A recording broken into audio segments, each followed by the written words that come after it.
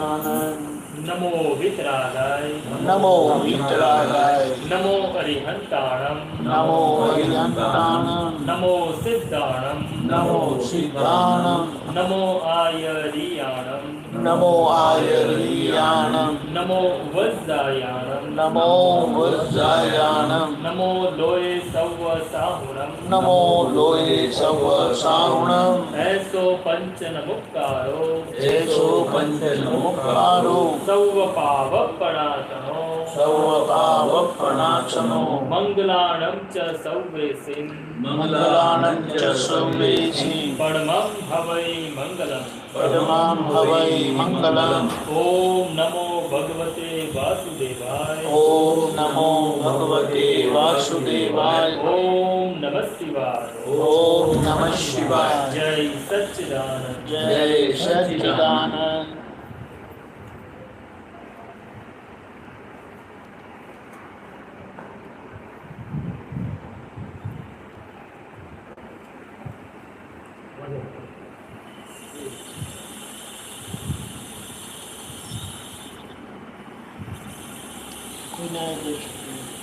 Page number page number page number 82 82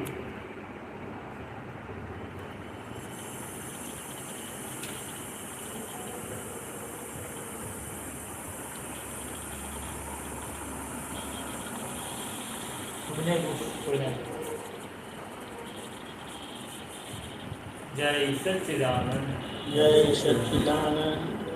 कोई नाए दोसो जो वाती कोई दोषो जोवाती। पोताने छे नुकसानी पोताने जे नुकसानी।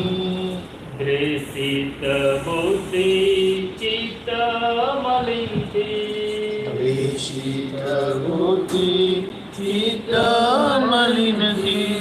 क्रस्ते गुजारा मनवाणी कष्टे गुजारा मनवानी।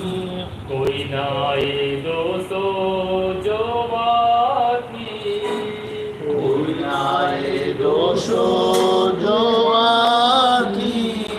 पोताने छे नुकसानी पोताने जे नुकसानी। पोते बळतो बाळे बीजाने पोते बळतो बाळे बीजाने।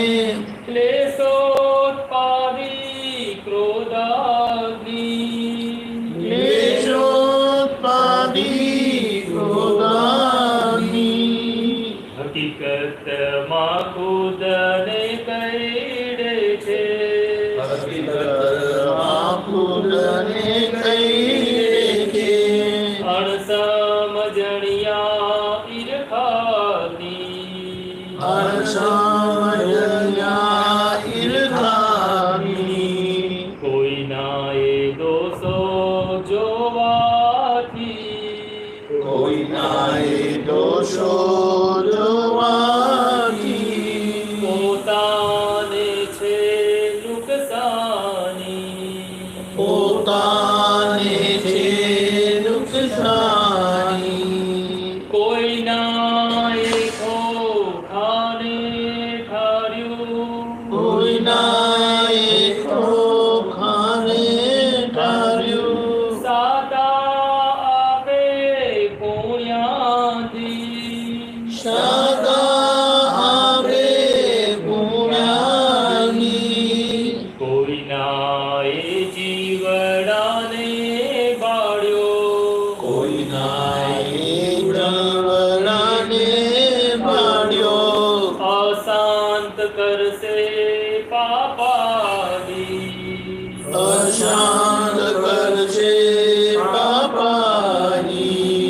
દ્રેષિત બુદ્ધિ ચિત્ત મલિનથી દેશિત બુદ્ધિ ચિત્ત મલિનથી। કસ્તે ગુજારા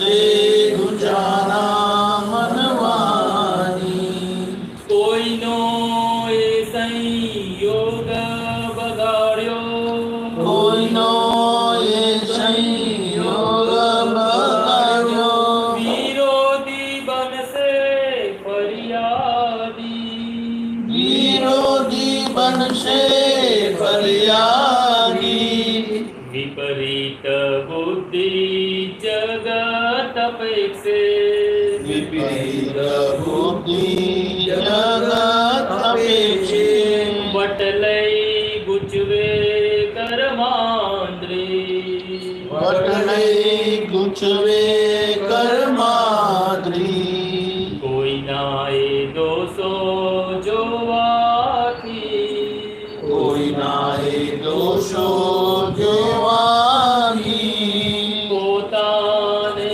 છે નુકસાની પોતાને જે નુકસાની રાગે દ્વેષે ચિત્ત જ્યાં ચોટ્યું રાગે દેશે ચિત્તના ચોર્યું જગત અવસ્થે કર્માંધી જગત અવસે કર્માધી મૂર્છાવાળા કસાય ખાને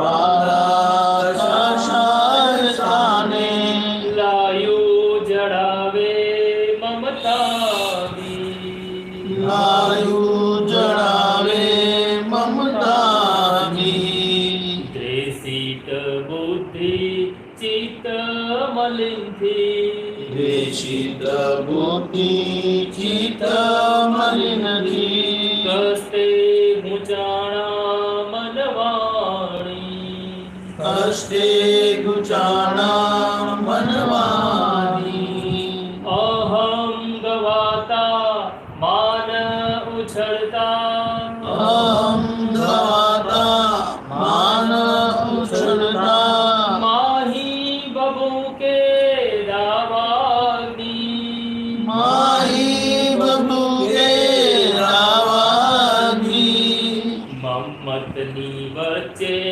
જે કંઈ આવ્યું મોહમ્મદની વચ્ચે જે કંઈ આવ્યો બદલો ચાહે વૈરાગની બદલો ચાહે વૈરાગની કોઈના એ દોષો જોવાથી કોઈના એ દોષો જોવાની પોતાને છે નુકસાની પોતાને જે નુકસાની વિનાશી ચીજમાં સુખને કલ્પી વિનાશી ચીજમાં સુખને કલ્પી બળકા બાળે પંચાગ્નિ બળકા વાળે પંચાગ્નિ નિજ સ્વરૂપની રમણા વિના નિજ સ્વરૂપની રમણા વિના નાવે કદીએ સતસ્વાંગી નારે કનીએ સતસ્વામી કોઈના એ દોષો જોવાથી કોઈના એ દોષો જોવાની પોતાને છે નુકસાની પોતાને જે નુકસાની દ્વેષિત બુદ્ધિ ચિત્ત મલિનથી દ્વેષિત બુદ્ધિ ચિત્ત મલિનથી કસ્તે ગુંજાણા મનવાણી કષ્ટે ગુજારા મનવાની જય સચ્ચિદાનંદ જય સચ્ચિદાનંદ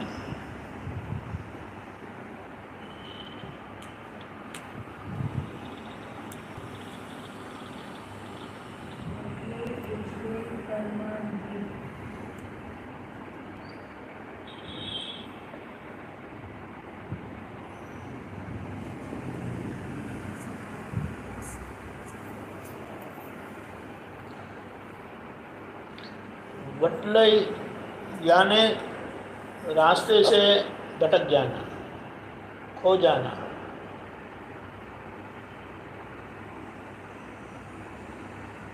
गुचवे का मतलब उलझन खड़ी होना, उलझन खड़ी होना। और ऐसा कर्म बनते हैं कि आप मार्ग से भटक जाओगे और सभी जगह पे आपको झंझट खड़ी होगी। हाँ हाँ, विपरीत बुद्धि जगत अपेक्षे। विपरीत बुद्धि इसे कही जो जगत की अपेक्षा हमें कराती है, जगत की इच्छा कराती है, और वही सच है। उसी के लिए हमारा जीवन होने से ऐसा होता है। इसीलिए हमें तो ये बताया कि हमारा जीवन का लक्ष्य क्या है। मनुष्य जीवन, भारत के मनुष्य जीवन का लक्ष्य यही है, मोक्ष प्राप्त कर निकल जाओ, छूट जाओ यहाँ से, वरना ये जगह कुछ रहने जैसी है नहीं अभी। अगर यहाँ पर चक्रवर्ती राजा है, वासुदेव नारायण है, तीर्थंकर भगवान है तो बराबर है। अभी तो सब जल ही रहा है। पहले वो बता रहे थे, दादा भगवान बताते थे शुरुआत में कि जगत मेंटल हॉस्पिटल में परिवर्तित हो रहा है। फिर एक संयोग में एक परिवार के वहाँ उनको जाना हुआ और जिस तरह से लोग झगड़ा कर रहे थे, आमने सामने खड़े हो जाते थे दादा के सामने, तो दादा ने बताया ये क्या है, मेंटल हॉस्पिटल नहीं है तो क्या है। तो बोले आज तक हम कहते थे कि जगत मेंटल हॉस्पिटल में कन्वर्ट हो रहा है, अभी कन्वर्ट हो गया है। क्या है?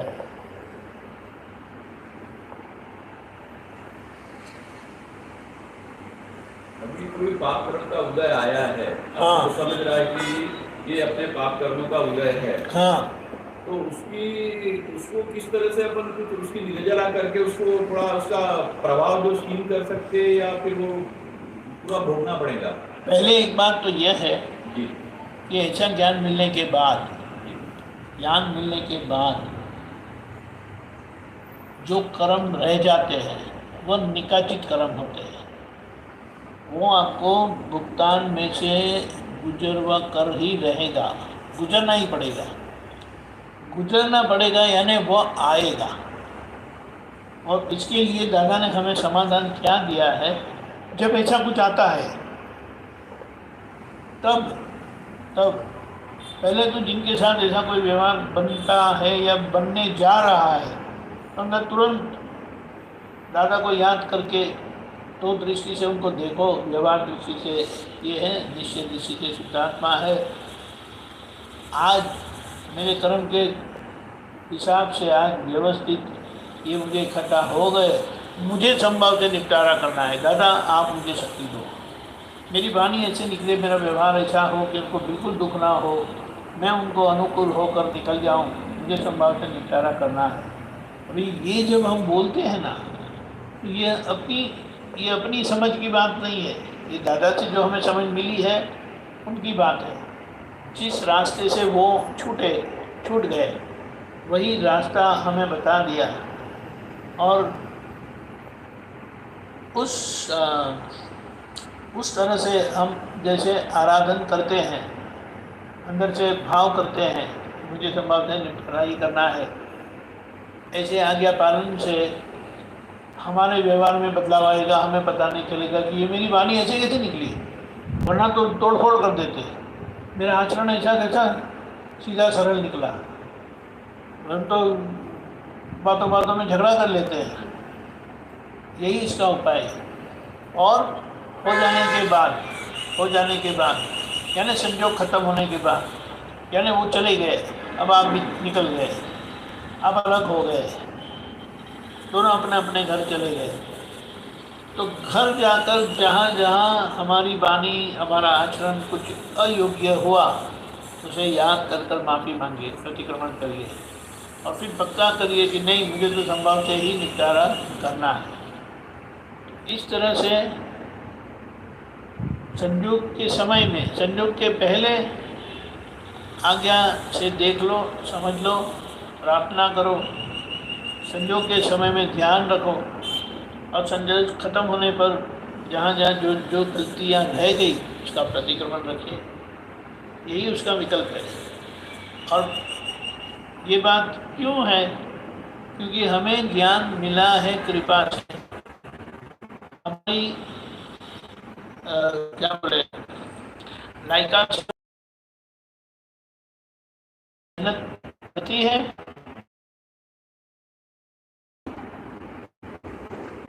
दादा आए थे इसीलिए बहुत शक्तिशाली और इसीलिए वो उनके जीवन के संयोग को अच्छी तरह से निपटारा कर सकते थे संभाव से।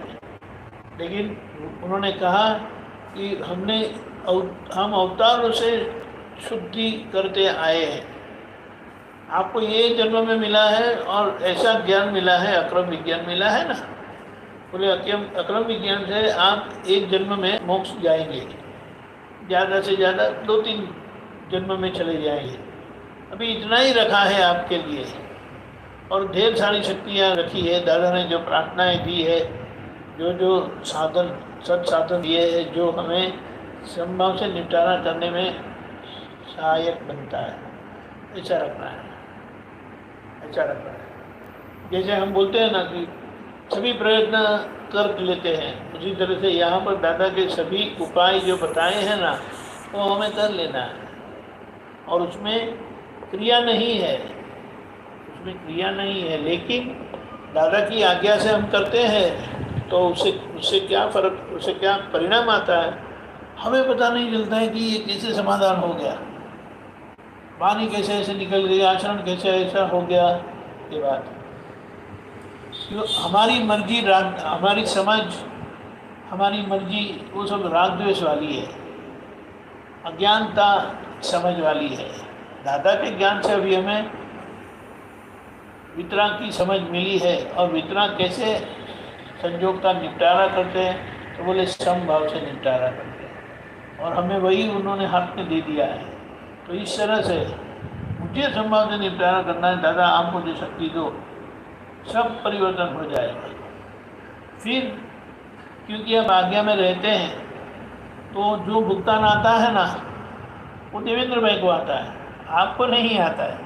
और आप ऐसी परिस्थिति में भी मुक्त रहते हैं, इसलिए अलिप्त रहते हैं और ऊपर से सही प्रतिक्रमण करते हैं और दोष का निवारण करते हैं। ये बात, जब तक अहंकार है तब तक वो जो प्रतिक्रमण करेंगे, वो प्रतिक्रमण करने से वो पुण्य इकट्ठा करते हैं, दोष का निराकरण नहीं होता है, दोष वहीं का वहीं रहता है, लेकिन पुण्य कमाते हैं और वो पुण्य कमाते कमाते कमाते कमाते उनको ज्ञानी पुरुष मिल जाते हैं और फिर ज्ञान से वो आर पार निकल जाते हैं। ऐसा है। आपने बोला दादा की बहुत शक्ति है, तो ये जो शक्ति है ना, ये शक्ति है, ये शक्ति क्या काम करती, कहाँ से आती है? एक और बात बताते हैं, सभी के अंदर ये पुद्गल की प्रकृति की शक्ति है ना, वो अनंत है और आत्मा की शक्ति अनंता अनंत है, अनंत पुनः अनंत। अभी जब हम मन से ही टूट जाते हैं ना, तो ये अनंत शक्ति बेकार हो जाती है, होने पर भी बेकार हो जाती है। लेकिन जैसे हमें हमारे मन का समाधान होता है ना, वो शक्ति काम करती है। प्रकृति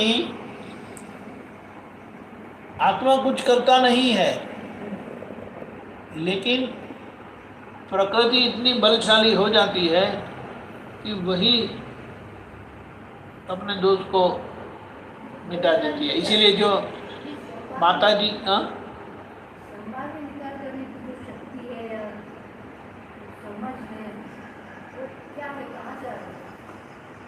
ये तो दादा की खोज है। ऐसा है, उन्होंने ये समझाते हुए क्या बताया कि हम ऐसा सोच कर आए हैं, समझ कर, हमारी आज की समझ कैसी है, अगर कोई ऐसा करेंगे मैं वैसा करूँगा, तो वैसा करेंगे मैं ऐसा करूँगा।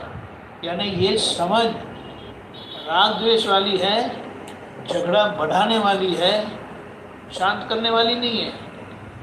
तो दादा ने, और हमारा कैसा होता है, जो हमारे साथ अच्छे से पेश आते हैं हम उनके प्रति राग करते हैं, जो हमारे से बुरी तरह से पेश आते हैं हम उनका द्वेष करते हैं। तो ये राग द्वेष होते हैं। राग द्वेष का होना उसे विषम भाव कहा। ये विषम भाव अज्ञान का परिणाम है, और ज्ञान के परिणाम से आपको आज्ञा दी गई है कि कोई हंसते आए कि कोई झगड़ते आए तो वहाँ डिस्चार्ज में राग द्वेष होना स्वाभाविक है, लेकिन उसके सामने आप तय करो कि मुझे संभव से निपटारा करना है, तो उससे क्या परिणाम होगा? आगे का धक्का, पहले का कर्म का धक्का, डिस्चार्ज राग द्वेष थोड़ा धक्का मार देगा, लेकिन आज का निश्चय आखिर में काम करेगा और वह आपको संभव से निपटारा करवाता है। आज ये तय करने पर ही बहुत कुछ संभव से निपटारा हो जाता है, और जो कुछ रह जाता है यानी बाकी रह जाता है, तो हमें ये भी पता चलता है कि जो इतना रह गया, इतना तो समाधान हुआ लेकिन इतना तो रह गया, उसका हम प्रतिक्रमण करते हैं और तय करते कि नहीं, मुझे तो संभव से ही निपटारा करना है। दादा आप मुझे शक्ति दो। आंसर इफेक्टिवली जीरो नहीं है, but in a causal form, कारण स्वरूप में वो जीरो कर दिया आपने, क्योंकि मेरा निश्चय संभव से निपटारा करने का ही है। संभव से निपटारा करने में सहज में त्याग छिपा है। क्रम मार्ग में त्याग करते करते आगे बढ़ना है और बढ़ते हैं।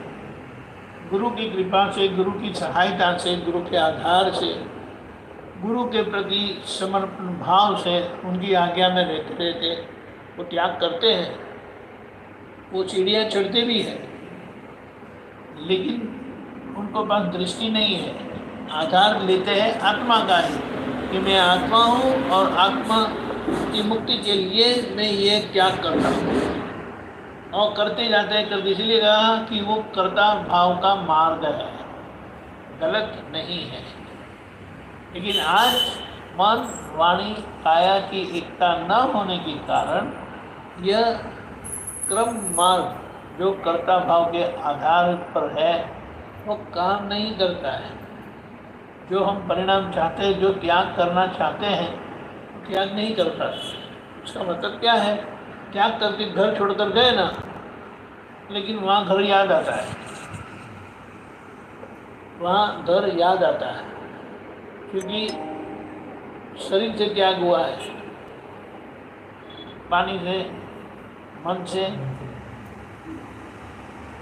और इसीलिए वो परेशान भी होते हैं और वो वहाँ भी दूसरा घर बना देते हैं। वहाँ दूसरा घर बना देते हैं यानी दूसरा संसार खड़ा कर देते हैं, क्योंकि मूल में अज्ञान ही है, ज्ञान तो है नहीं। और ये कलयुग का समय है, मन वाणी का एकता नहीं है, इसीलिए ये परिणाम फिर भी जितने शुद्ध भाव से वो आराधन करते हैं, पुरुषार्थ करते हैं, प्रतिक्रमण करते हैं, तो पुण्य इकट्ठी होती जाती है और वो अच्छा बढ़ते हैं। लेकिन आज की मर्यादा के कारण उनको ये समझना चाहिए कि ये जो मैंने मार्ग लिया है ये काम नहीं कर रहा है, मेरे पास और कोई विकल्प नहीं है, और मेरे पास और कोई आज कोई विकल्प नहीं है, लेकिन मुझे वो मार्ग मिल जाए जिससे मेरी मुक्ति हो जाए। तो ये जो भावना होती है ना, उनको ये संयोग मिल जाते हैं, क्योंकि आज वह उसी मार्ग से, अक्रम से ही मोक्ष मार्ग मिल सकता है और वो आज प्राप्त है, इसीलिए ये होता है। इसीलिए किसी की भी भावना, और एक बहुत महत्व की बात यह है कि जब तक कोई एक महात्मा जीवित है ना, सांसें चल रही है, दादा भगवान जीवित है, दादा भगवान का योग बल सीधा काम करेगा। लेकिन जैसे आखिर के महात्मा का मृत्यु हो गई, फिर ये मार्ग पूरा व्यवहार ही हो जाएगा। फिर भी ये व्यवहार का मार्गदर्शन जो दादा भगवान ने दिया है ना, व्यवहार विज्ञान, उससे लोगों को सही मार्गदर्शन भी मिलेगा और अच्छी प्रगति भी कर पाएंगे।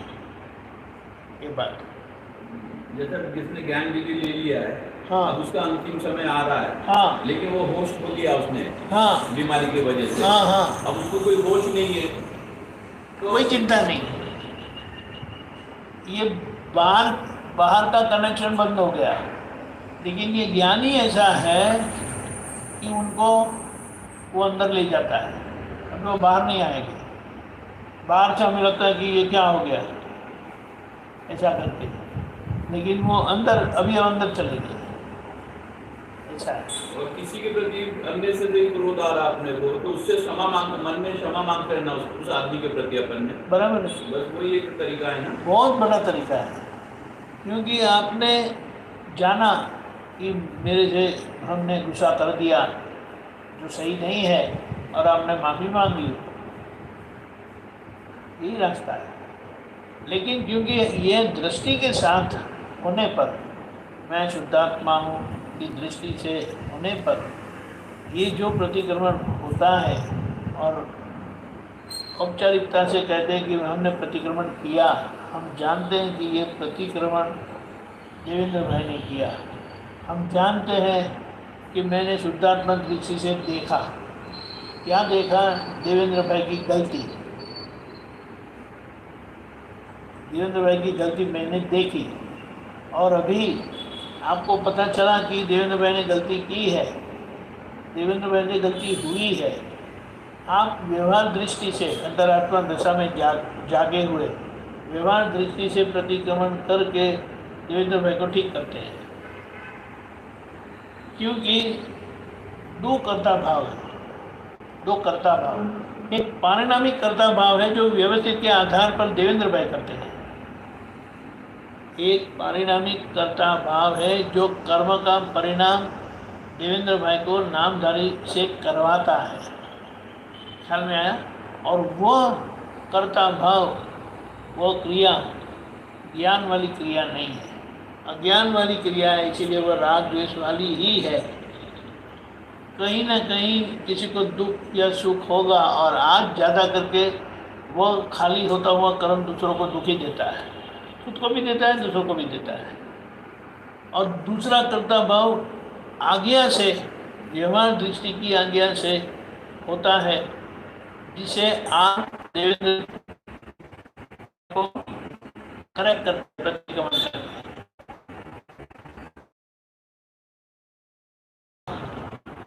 का फल ठीक करता रहता है, और जैसे हम देवेंद्र भाई में वह संयम दिखाई देगा। ख्याल में है? अंदर से आगे टूट गए, यानी अंदर से अंदर संयम टूट गया, तो बाहर का आदेश वाला परिणाम व्यवस्थित के हिसाब से होगा, बराबर है। और वो भी तभी पता नहीं, जैसे वो शांत होता है ना, आपको तुरंत जागृत नहीं आता है, क्योंकि अंदर प्रज्ञा शक्ति तो जागृत है ही, और अंदर श्रद्धा बैठी है कि मैं शुद्धात्मा ही हूँ। इसीलिए प्रज्ञा शक्ति यानी दादा भगवान अंदर से काम कर ही लेते हैं, और आपको सजाग करते हैं, जागृत करते हैं, प्रतिक्रमण करो। और ये हम महसूस करते हैं कि बिल्कुल ऐसा होता है। इसीलिए बाहर आज संयम नहीं है देवेंद्र भाई में, लेकिन अंदर से व्यवहार दृष्टि की आज्ञा से हम जैसे जैसे अंदर संयमित होते जाते हैं, बाहर वो संयम धीमे धीमे करीने आता जाता है। वो लोग ज्ञान ले लेते हैं, ऐसे मतलब जिज्ञासा ऐसा होता है तो ले लेते हैं, इसके बाद उसका कुछ भी उपयोग नहीं करते, तो उसका एक कचरा खत्म हुआ नहीं कि नहीं? देखो, उन्होंने ज्ञान लिया है, यानी भगवान से शादी हो गई, यानी मैं शुद्धात्मा हूँ, उनको प्रतीति तो है ही, वो प्रतीति हो ही जाती है। लेकिन वो कभी कुछ भी मतलब वो किया, उसके बाद उपयोग कभी से कुछ नहीं वापरते। उपयोग से यानी औपचारिकता से नहीं करते, ये तो समझते ना, औपचारिकता से यानी पुरुषार्थ से कुछ नहीं करते। लेकिन उनको कभी भी पूछेंगे ना आप कौन हो, तो मैं शुद्धात्मा हूँ करके बोलेंगे। तो वो नहीं है, मतलब पूछेंगे तब, पूछेंगे ज्ञान, पूछेंगे तब। अभी अगर पूछते हैं और भी उनको ख्याल नहीं रहता है, चलो, तो फिर वो सुसुप्तता में जाता है, लेकिन कुछ होता नहीं है।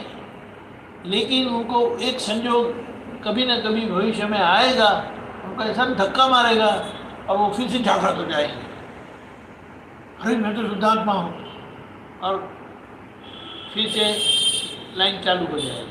मैंने 20 साल पहले जब ज्ञान लिया था तो मेरे साथ बहुत सारे हमारे फ्रेंड्स सब, हाँ। वो भी पूरा मतलब उसको बिल्कुल वो भी नहीं है, कुछ भी नहीं है 20 साल का। नहीं, बात सही है, बात सही है, लेकिन लोग आए खाली जिज्ञासा देख के कि हाँ कुछ वो, लेकिन वो लोग है ना, आ गए ना, वो गलती से आ गए।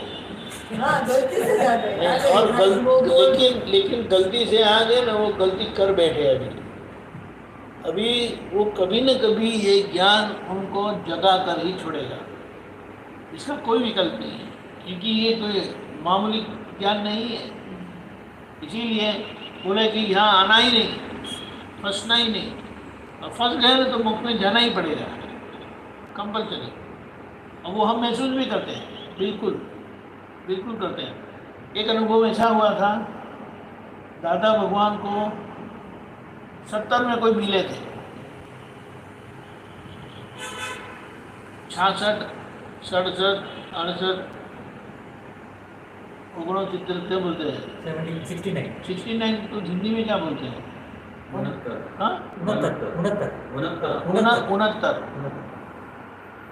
69 में जैसे मिले थे, और आप तो पुत्र, और फिर वो 2-3 महीने में अफ्रीका चले गए। अभी यहाँ पर 92 में 92 में आप तो पुत्र अफ्रीका गए थे, तो उनका एक सिस्टम था, मंदिर में फ्लायर लगाते थे कि आप तो पुत्र दादा भगवान के आप तो पुत्र सत्संग के लिए इनके घर आए, ये उनका कॉन्टैक्ट नंबर है, कल सत्संग रखा है, ये टाइम तो आप जरूर से बता दें, ऑल आर कॉर्डियली इनवाइटेड। उन्होंने देखा, जिनका फ़ोन था ना वो दिया था, फ़ोन किया, बोले आप दादा के आप तो पुत्र हो? बोले हाँ। बड़ौदा से आए हो? बोले हाँ। आपको हमारे घर ही रुकना है? बोले अरे लेकिन हम आपको पहचानते नहीं है, आपको पहचानने की जरूरत नहीं है, मैं दादा का महात्मा हूँ।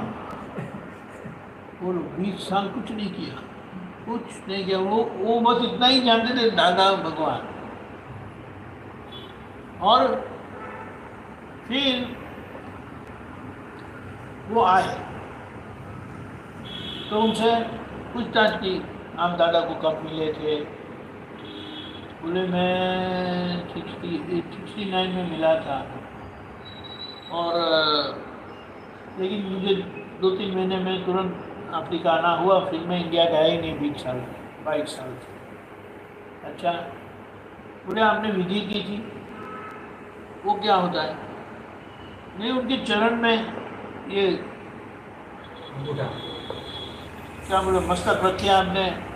हाँ वो तो की थी, बहुत बार किया।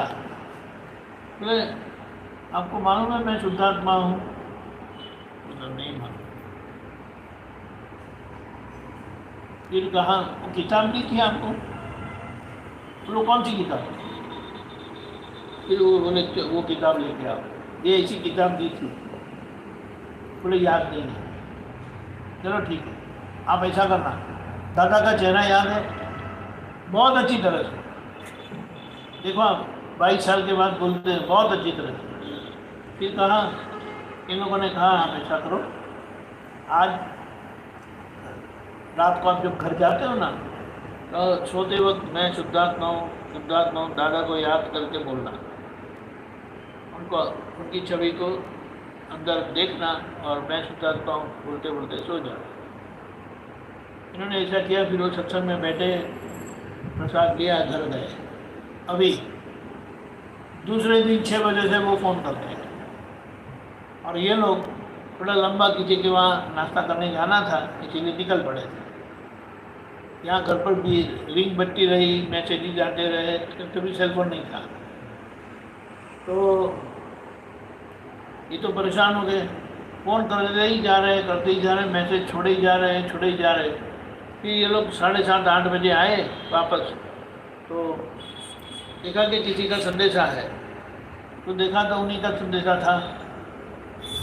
तो फिर उनको फ़ोन करके बुलाया कि आप आ जाना शाम को सत्संग में। अरे मुझे आपको मिलना है। ठीक है, आप आ जाना। वो शाम को आए और सीधा शुरू कर दिया, मैं शुद्धात्मा हो गया, मुझे सब कुछ याद आ गया। आप बोलिए, 22 साल तक कोई कांटेक्ट नहीं, कुछ किया नहीं, किताब याद नहीं, विधि याद नहीं, दादा याद थे, बस इतना। इसीलिए हमें विकल्प करने की ज़रूरत नहीं है, हम उनके लिए प्रार्थना करते रहना है कि इनको सद्बुद्धि दो, उनको ऐसी प्रेरणा दो कि ये बात सही है, यहीं आ जाए। यहाँ कोई पक्ष नहीं है, ये कोई संप्रदाय नहीं है, ये सीधा भावना कर सकते हैं।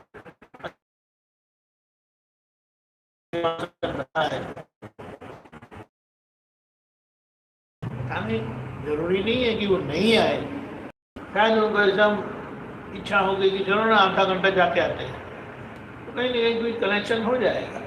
लेकिन ये बात समझ, ये बीज ज्ञानी पुरुष का बीज कभी वो सफल ही होता है, कुछ समय के लिए वो सुसुप्त हो जाता है, लेकिन जैसे संयोग मिले, देखो जैसे उनको संयोग मिला और कहा कि आप ऐसा ये निधि ध्यान करना, मैं शुद्धात्मा हूँ, शुद्धात्मा को ये बोलना, तो शुरू में तो मैं शुद्धात्मा हो गया, मुझे जब याद आ गया। बोलेंगे ना उनको, जो भी क्योंकि उसको ऐसा मन नहीं होता, वो बोलते अभी जो मार्ग में ना नहीं चाहिए। नहीं, वो बराबर है, मतलब वो ठीक है, वो भी बराबर है। पहले लोग सब देख के ले लिया इस बात सही है, लेकिन उनका भी वो समय है, और जैसे कुछ ऐसा धक्का लगेगा ना, तो ढूंढते हुए आएंगे। तो उन्होंने बार बार मुझे बुलाया, लेकिन मैं गया नहीं। आज तो जाना है, फोन करेंगे, आएंगे। अरे वो दादा भगवान के आपके वो कौन होते हो, वो आने वाले हैं। तो अरे वो तो अभी आके गए, आएंगे तो बताएंगे, मुझे जरूर बुलाना। करता है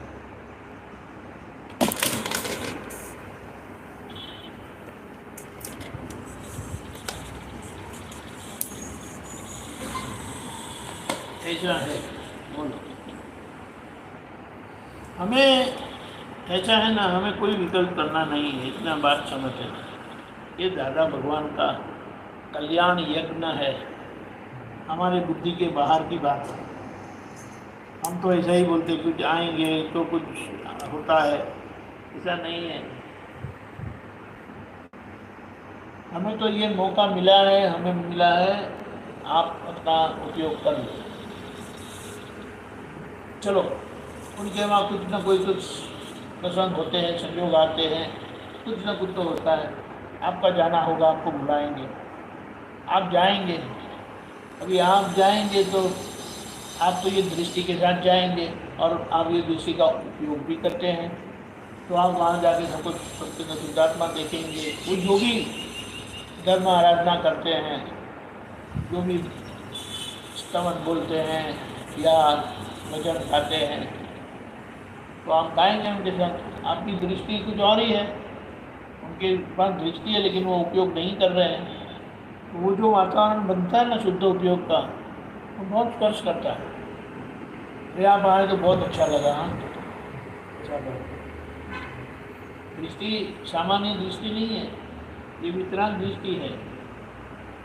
जो महावीर भगवान जो दृष्टि से रहे थे वही है, और हम ये दृष्टि के साथ जहाँ भी जाएंगे तो उसका प्रभाव कुछ और ही पड़ता है।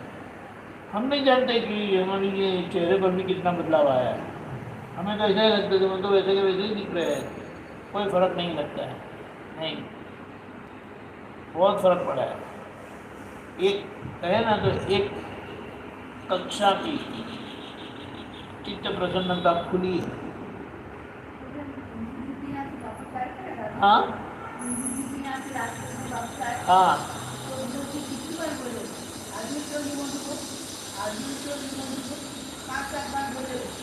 सही है।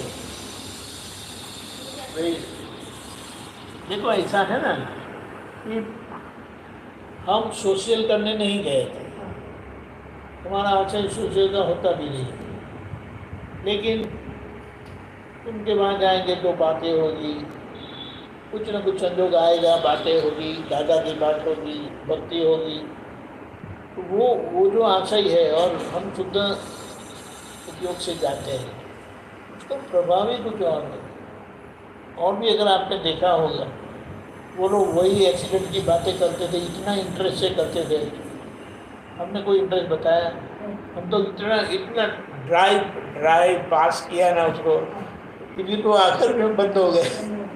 लेकिन उनके अंदर कितना था कि मैं ये जानता हूँ, मैं ये जानता हूँ, देखो ये यही हुआ था, इतना करके बता दे। लेकिन हम तो एकदम बिल्कुल कूल रहे, बिल्कुल। हाँ नहीं, असर तो होगा ही ना, असर डेफिनेटली होगा, क्योंकि शुद्ध उपयोग हम मानते हैं कि वो क्या होगा, कैसा होगा, लेकिन हम तो तय करके जाते हैं ना, बहुत फर्क पड़ता है।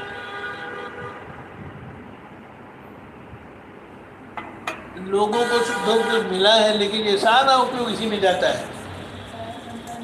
और टीवी देखने में बैठ गए तो बैठ गए। अभी क्या है, आज लोगों को मसाला चाहिए, सारे दिन वही का वही न्यूज़ को क्या देखने का।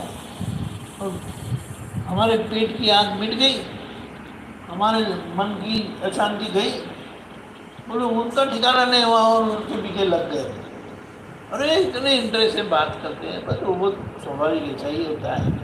और बहुत कुछ जान लिया है ना, सुनकर बहुत कुछ जान लिया है, तो फिर वो सब बातें करते, ऐसा हुआ था, फिर ऐसा हुआ था, बोलो ये भी आए, वो भी आए, ये एविडेंस मिला, वो एविडेंस मिला। हमारी दृष्टि बदल गई है, इसीलिए हम जहाँ भी जाएंगे वहाँ शुद्धात्मा दृष्टि से रहते हैं, शुद्धात्मा दृष्टि से लोगों को देखते हैं, और हम सोशल करने नहीं जाते। औपचारिकता से लगता है कि हम सोशल करने गए, लेकिन हम तो फाइल का संभव से निपटारा करने गया नहीं, दादा की आज्ञा करने गए, पालन करने गए। ये हमें मौका मिलता है कि चलो आज्ञा में कितना रह पाते हैं, समझ में आएगा। ऐसा है, सभी की प्रकृति खाली होती है। भरा है ना, तो जैसे जैसे संयोग आते हैं प्रकृति खाली होती जाती है। अभी खाली होते हुए आप जितना देखेंगे इतना आप मुक्त रहेंगे, मुक्त रह पाएंगे, उसका संभाव से निपटारा करते जाएंगे। जितना जागृत नहीं रह पाते तो उसकी असर में थोड़ा कुछ बह जाएंगे, लेकिन फिर भी अंदर से तो है ही, इसीलिए वो वहीं पर रुक जाता है। लेकिन फिर से वो आएगा, वो जब आना आएगा, लेकिन भरने का इनलेट बंद हो गया है। इनलेट चालू रखने के लिए, चालू होने के लिए और चालू रहने के लिए मैं चेतन भाई ही हूँ ऐसा होना है, तो हो ही नहीं रहा। इसीलिए जब भी वैसा कोई मौका मिलता है ना, तो हमें जाना चाहिए। लोगों को हमारा इम्तिहान लेने के लिए भी जाना चाहिए कि चलो लोग मिलेंगे तो हम जांच तो कर लेंगे कि हम कितना उपयोग में रह पाते हैं ऐसी परिस्थिति में भी। ऐसा है, और हम जाते हैं संभव से निपटारा करने के लिए, बाकी बदल जाती है। शादी में गए, पार्टी में गए, कोई किसी का जो भी क्या बोले अवसर हो, आप जाते हैं, संबंध निकाल कर चली जाते। अरे फाइल आई है तो जाना पड़ेगा ना, फिर ऐसा है ये बात। और आज जो दादा भगवान ने खुला किया है ना, सब जो पहले का बोया हुआ है ना, वही रूपक में आता है।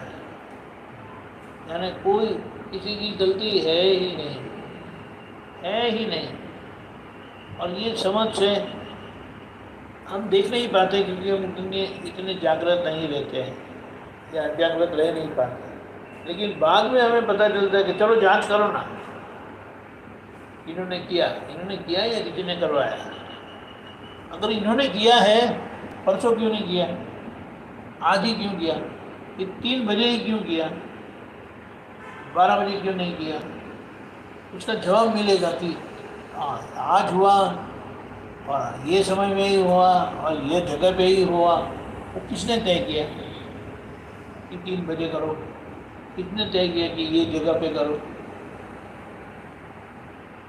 और जब हम आए तभी उन्होंने तूफान मचाना शुरू किया, बोले ऐसा क्यों हुआ? अब चलो, उन्होंने आपको परेशान किया, वो तो परेशान है नहीं, वो तो मज़े से खा रहे हैं, मज़े से रहते हैं, आप परेशान हैं। तो यहाँ पर हमें समझ में आता है कि भाई ये हमारी गलती का फल है। वो तो कुदरत के हाथ में एक क्या बोले निमित्त मात्र है। गलती मेरी है, इसीलिए भुगतान मुझे हो रहा है, मुझे आ रहा है। हम प्रतिगमन करेंगे ऊपर से। किसी ने हमें परेशान किया और हम प्रतिगमन करते हैं। बोले क्यों? कोई परेशान करता है और आप प्रतिगमन क्यों करते हैं? आपको करने की क्या जरूरत पड़ी? अरे भाई, मेरी गलती के कारण उस गलती को छुड़वाने के लिए उन्होंने वो बोझा अपने सर पर लिया है, तो उनके लिए कर्म बंध का निमित्त तो मैं बना ना। मेरे कर्म से छुड़ाने के लिए उन्होंने ये किया। हाँ बराबर, अब मैं ऐसी गलती करूँगा ही नहीं। हम ऊपर से प्रतिगमन करते हैं। सामने वाले को आपने शुद्धात्मा दृष्टि से देखा, वही उनका लाभ है और बहुत बड़ा लाभ है, और आपने प्रतिगमन किया।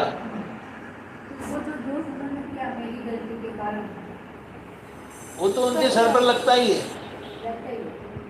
लेकिन उनको साथ शुद्धात्मा दृष्टि से देखते हैं। कौन शुद्धात्मा दृष्टि से देखेगा? कितनी बार देखेगा? कैसे? ऐसा है। और निर्दोष देखा, नहीं तो आपने प्रतिगमन किया, वरना आपकी प्रतिगमन करेंगे। ये बात बहुत अच्छा है। ऐसा आप सोचेंगे ना तो अहो अहो करेंगे दादा भगवान के लिए। क्या विज्ञान छोड़ के गए, जो महावीर भगवान छोड़ के गए थे, लेकिन उनसे प्राप्त किए ऐसे कोई रहे नहीं। अगर उनका कनेक्शन होता ना तो वही विज्ञान वो काम करता, लेकिन दादा के निमित्त से वही विज्ञान फिर से प्रकाशमान हुआ है, उजागर हुआ है। इसीलिए हमें ये लाभ मिलता है। और जो ये क्या बोलते हैं, इसको प्राप्त करते हैं, कोई लाभ मिलता है।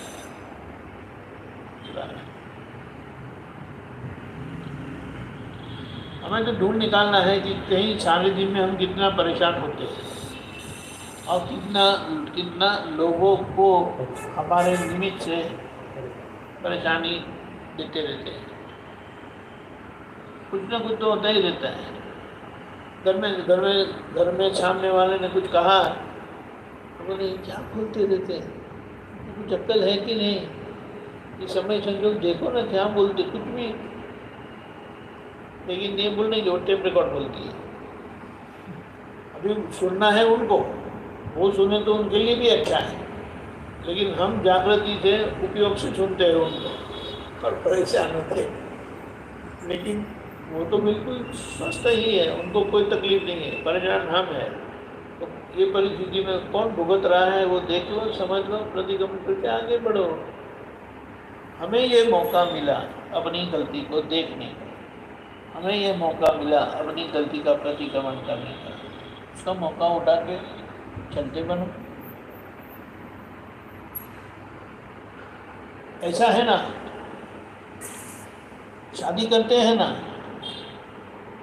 तो उसके पीछे का जो इम्तहान है वो क्या है, क्या आप दूसरे के मन को समाधान दे सकते हैं, दूसरे को सुख दे सकते हैं, और जहाँ जहाँ आपसे दूसरे सामने वाले को दुख हो जाता है, अगर पति को पत्नी से पति को दुख होता है तो प्रतिक्रमण करेंगे, पत्नी से पति को दुख होता है वो प्रतिक्रमण करेंगे। तो इस तरह से आप जीवन व्यवहार जैसे बोले ना, गृहस्थी का व्यवहार है, लेकिन हम मुक्ति के मार्ग पर आगे बढ़ रहे हैं क्योंकि प्रतिक्रमण करते हैं, और ऐसा करते करते आगे मार्ग मिल जाता है। ऐसे ही तो मिला है हमें।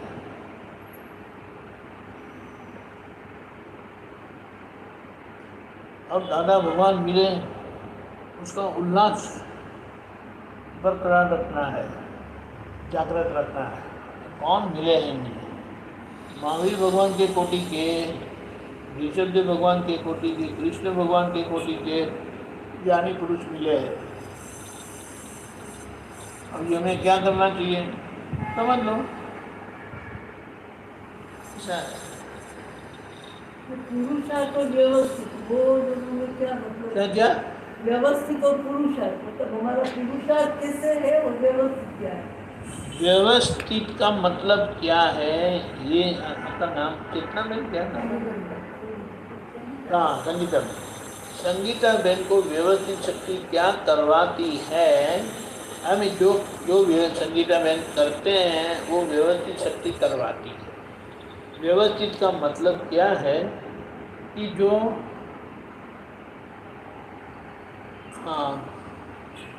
आयोजन सहित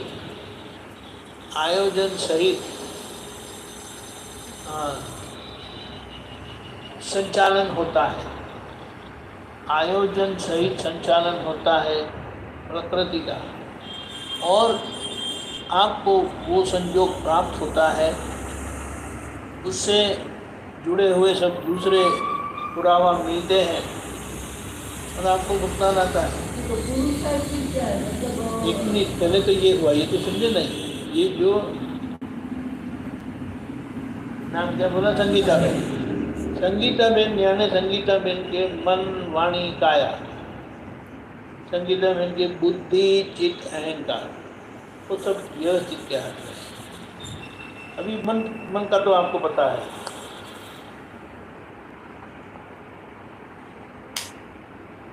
वाणी का पता है, टेप रिकॉर्ड, काया का पता है, बुद्धि का भी वैसा ही है। मन के विचार जो है वो जब संयोग आते हैं ना, मन में विचार फूटते हैं। संयोग नहीं है, कोई विचार नहीं है, इसीलिए संयोग इकट्ठा होकर जो कार्य होता है वो व्यवस्थित होता है। अभी आपको वो संयोग में ऐसी अंदर से प्रेरणा आती है कि ऐसा करो, ऐसा मत करो। ये जो है ना, वो भोक्ता भाव का अहंकार जो अंदर भरा पड़ा है कर्म फल स्वरूप, वो आपको वो क्रिया करवाता है, और क्रिया के परिणाम रूप जो भुगतान आता है वो आपको भुगतान करवाता है। आपको यानी संगीता बेन को करवाता है। और संगीता बेन क्या बोले, पुकार उठते हैं, मुझे नहीं अच्छा लगा, मैं बहुत परेशान हो गई, मैं बहुत दुखी हो गई। अभी ये जो मुझे करके हुआ ना, वो मैं करके चार्ज किया था ना, वो मुझे करके खाली होता है। भुगतान पुण्य का कर्म का परिणाम सुख आता है, अच्छा लगता है। पाप के परिणाम का फल दुखी होते हैं। समझ में आया? लेकिन अभी एक और बात रहेगी, ये जो बोलते हैं ना, मुझे अच्छा नहीं लगा, मुझे अच्छा लगा, मैं बहुत परेशान हो गई, मैं बहुत खुश हो गई। तो ये मैं करके बोलते हैं ना, तो हम वहाँ हमें जागृत रहना है कि मुझे अच्छा लगा तो समझना है संगीता बहन को अच्छा लगा, क्योंकि वाणी जो है वो अहंकार का वक्तव्य है। समझ में आया? अहंकार जो है डिस्चार्ज अहंकार वो वाणी द्वारा व्यक्त होता है वो, और वो अहंकार कौन सा है? कर्ता भाव का नहीं है, कर्ता भाव का चार्ज अहंकार है।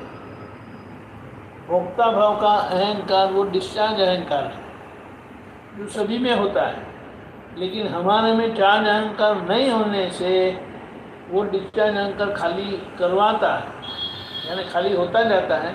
हम जागृत रहे, हम यानी मैं करके जो है था, मैं करके जो आप थे तब वो क्या था? मैं संगीता। अब क्या बोलते हैं? मैं शुद्धात्मा। और शुद्धात्मा होने पर आपको आज्ञा मिली है निश्चय दृष्टि से शुद्धात्मा के बीच में रहकर, यहाँ प्रकृति है, यहाँ शुद्धात्मा है, और आप बीच वाली स्थिति में है, बीच में है। मैं शुद्धात्मा हूँ करके बोलते हैं, जो पहले मैं संगीता हूँ करके बोलते थे, अभी बोलते हो मैं शुद्धात्मा हूँ, क्योंकि ज्ञान मिलने से आप अंतर्मुख हो गए, अंतरात्मा हुए। ये अंतरात्मा का दो काम है। शुद्धात्मा के प्रकाश में प्रज्ञा शक्ति के माध्यम से संगीता में को व्यवस्थित शक्ति क्या करवाती है उसको आप देखते हैं। इतना समझे? शुद्धात्मा के प्रकाश में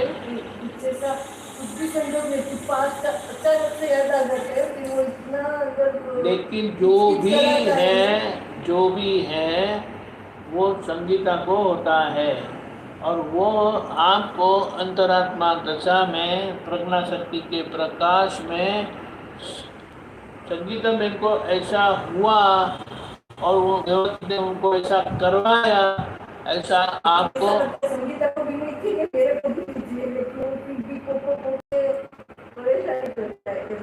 लेकिन ऐसा है ना,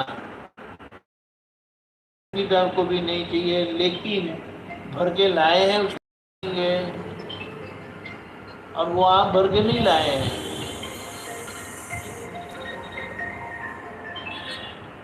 वो सामान आपका नहीं है, संगीता बहन का सामान आपका नहीं है, वो आपके पड़ोस वाले हैं।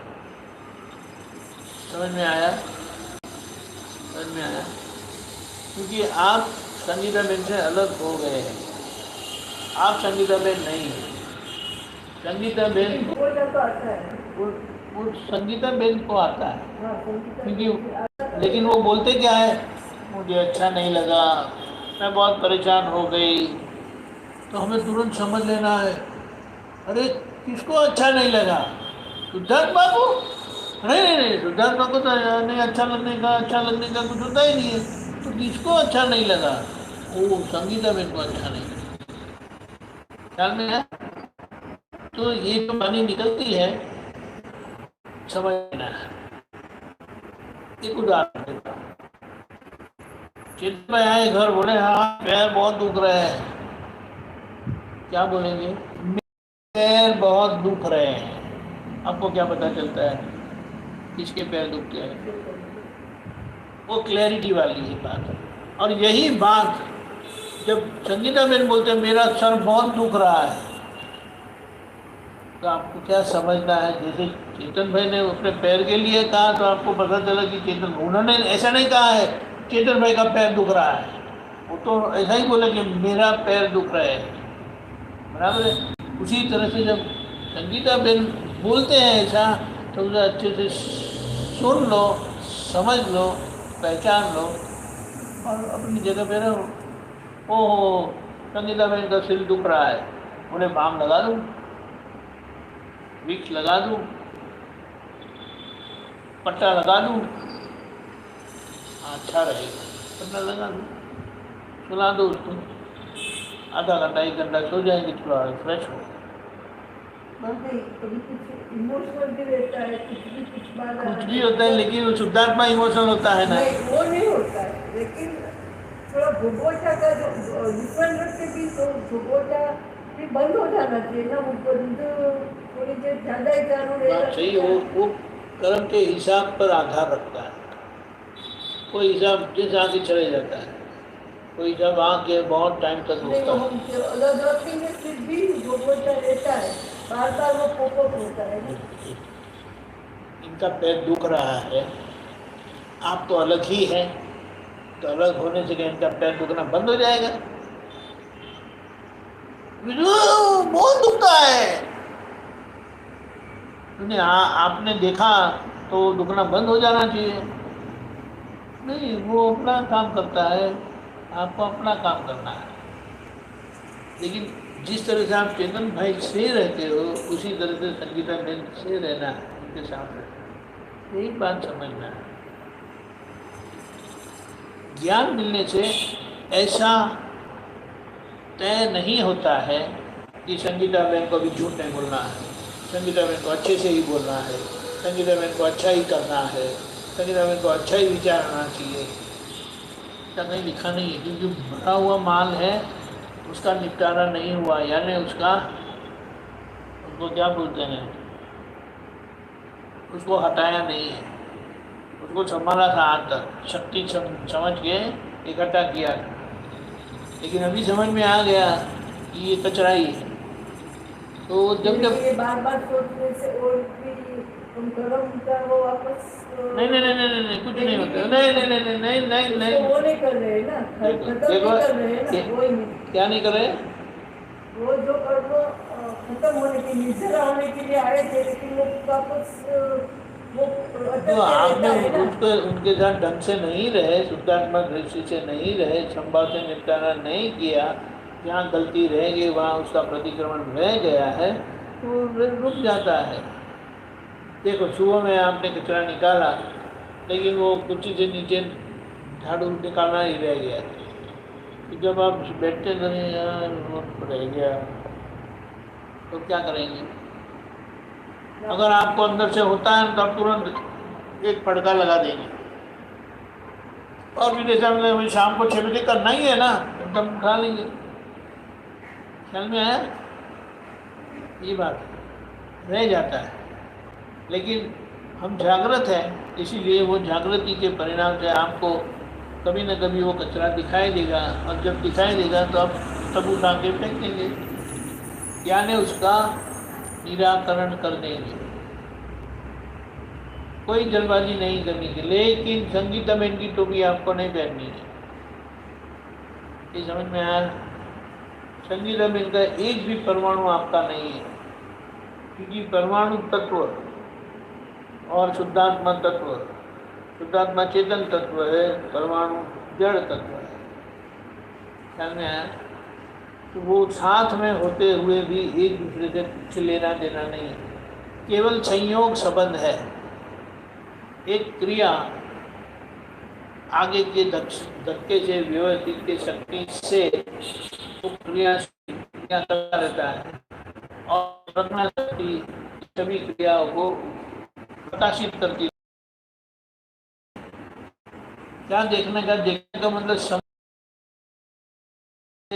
संगीता में हो रही है, इस मेरी नहीं है। समझ में आया? तो ये ऐसे तब आपको जागृति नहीं आएगी, लेकिन बाद में समझ लो कि हकीकत क्या है। ये मेरे परिणाम नहीं है, ये पुद्गल परिणाम है। संगीता में इनके परिणाम मेरे परिणाम नहीं है। मैं शुद्धात्मा हूँ, मैं देखने वाला, जानने वाला, परमानंदी शुद्धात्मा हूँ। ऐसा सुनने के बाद प्रतिक्रमण करने की जरूरत नहीं रहती। देखो, वॉमिट हो गई, ठीक है, मैंने समझ लिया कि वॉमिट क्यों हुई, किससे हुई, मैं तो शुद्धात्मा हूँ, तो वो वॉमिट हुआ वो साफ हो जाएगा ना अपने आप। आप बोलेंगे चल भाई ये कर लो ना, अरे मैं क्यों करूँ, ये मेरा सामान नहीं है, आपका सामान है, आपको ही करना पड़ेगा। ख्याल में आया? जागृत रहने से हमें समझ में आता है कि ये क्रिया मेरी नहीं है, ये सामान मेरा नहीं है, लेकिन जहाँ जहाँ जो गलती हो गई है वहाँ प्रतिक्रमण करके उस सामान को देवेंद्र भाई में से निकालना आपको पड़ेगा। ख्याल में आया? क्योंकि ऐसे करते करते आप देवेंद्र भाई के अंदर जो कारण स्वरूप है वहाँ तक पहुँचता है। लेकिन अभी तो हमें स्थूल समझ में आता है, फिर सूक्ष्म समझ में आएगा, फिर सूक्ष्मतर समझ में आएगा, और फिर जब सूक्ष्मतम समझ में आएगा तब उसका मूल तक आपको समझ में आ जाएगा कि कहाँ गलती और कैसी गलती है। और वो मूल की गलती, बीज की गलती देखने पर वो गलत मान्यता निकल जाएगी। समझ में आया? गलत मान्यता के कारण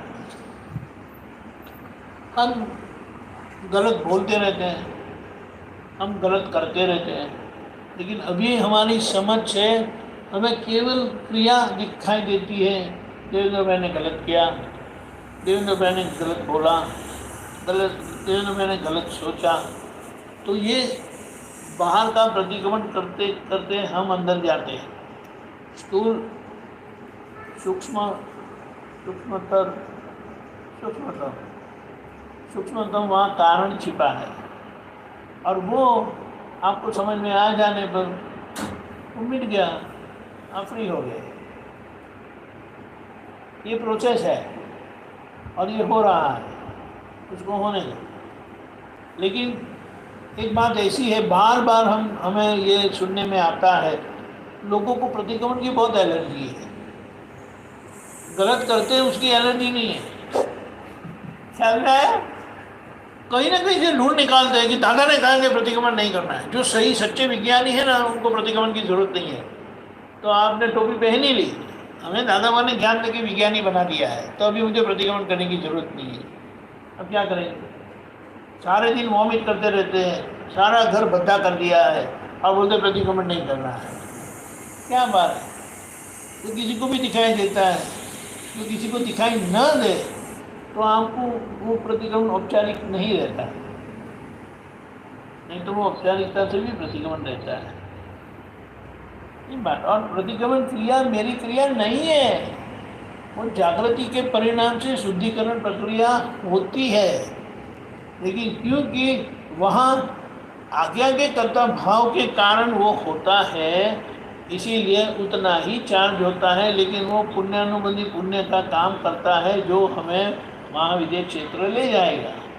ज्ञान विधि के बाद अपन अपने अलग तो हो ही गए ना? बिल्कुल। तो फिर उसमें ख्याल रहो मत रहो तो भी अलग बना रहेगा, या फिर बताता हूँ।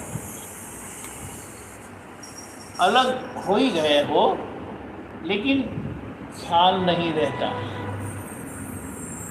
इसीलिए ख्याल नहीं रहने के कारण संयोग में जो कर्म का धक्का लगता है ना, उन धक्के में आप गिर जाते हो, हिल जाते हो। ठीक है? उस भी जगह किसी ने पूछ लिया आप कौन हो, तो आप तुरंत बोलेंगे मैं शुद्धात्मा हूँ। लेकिन वो कर्म के धक्के में आपको जागृति नहीं रहती, क्योंकि वो भुगतान का धक्का है, वह भुगतान का धक्का है।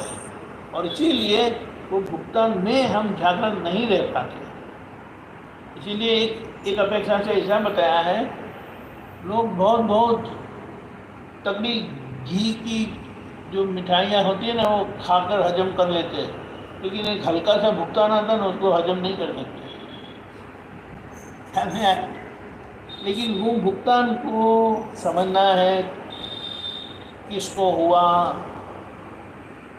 किसने इसका भुगतान किया, मैं कौन हूँ, तो तुरंत जवाब आ जाता है, मैं तो शुद्धात्मा हूँ। भुगतने वाले देवेंद्र भाई हैं, और उनको उसमें से गुजरना ही है, क्योंकि आगे का कर्म का परिणाम है।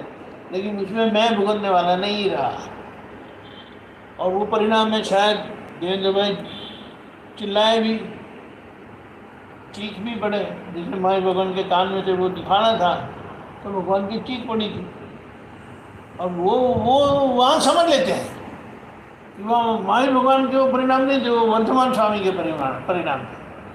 और यहाँ पर इसलिए वो एक्सरसाइज हमें करनी बाकी है, तो अभी कर लेना है।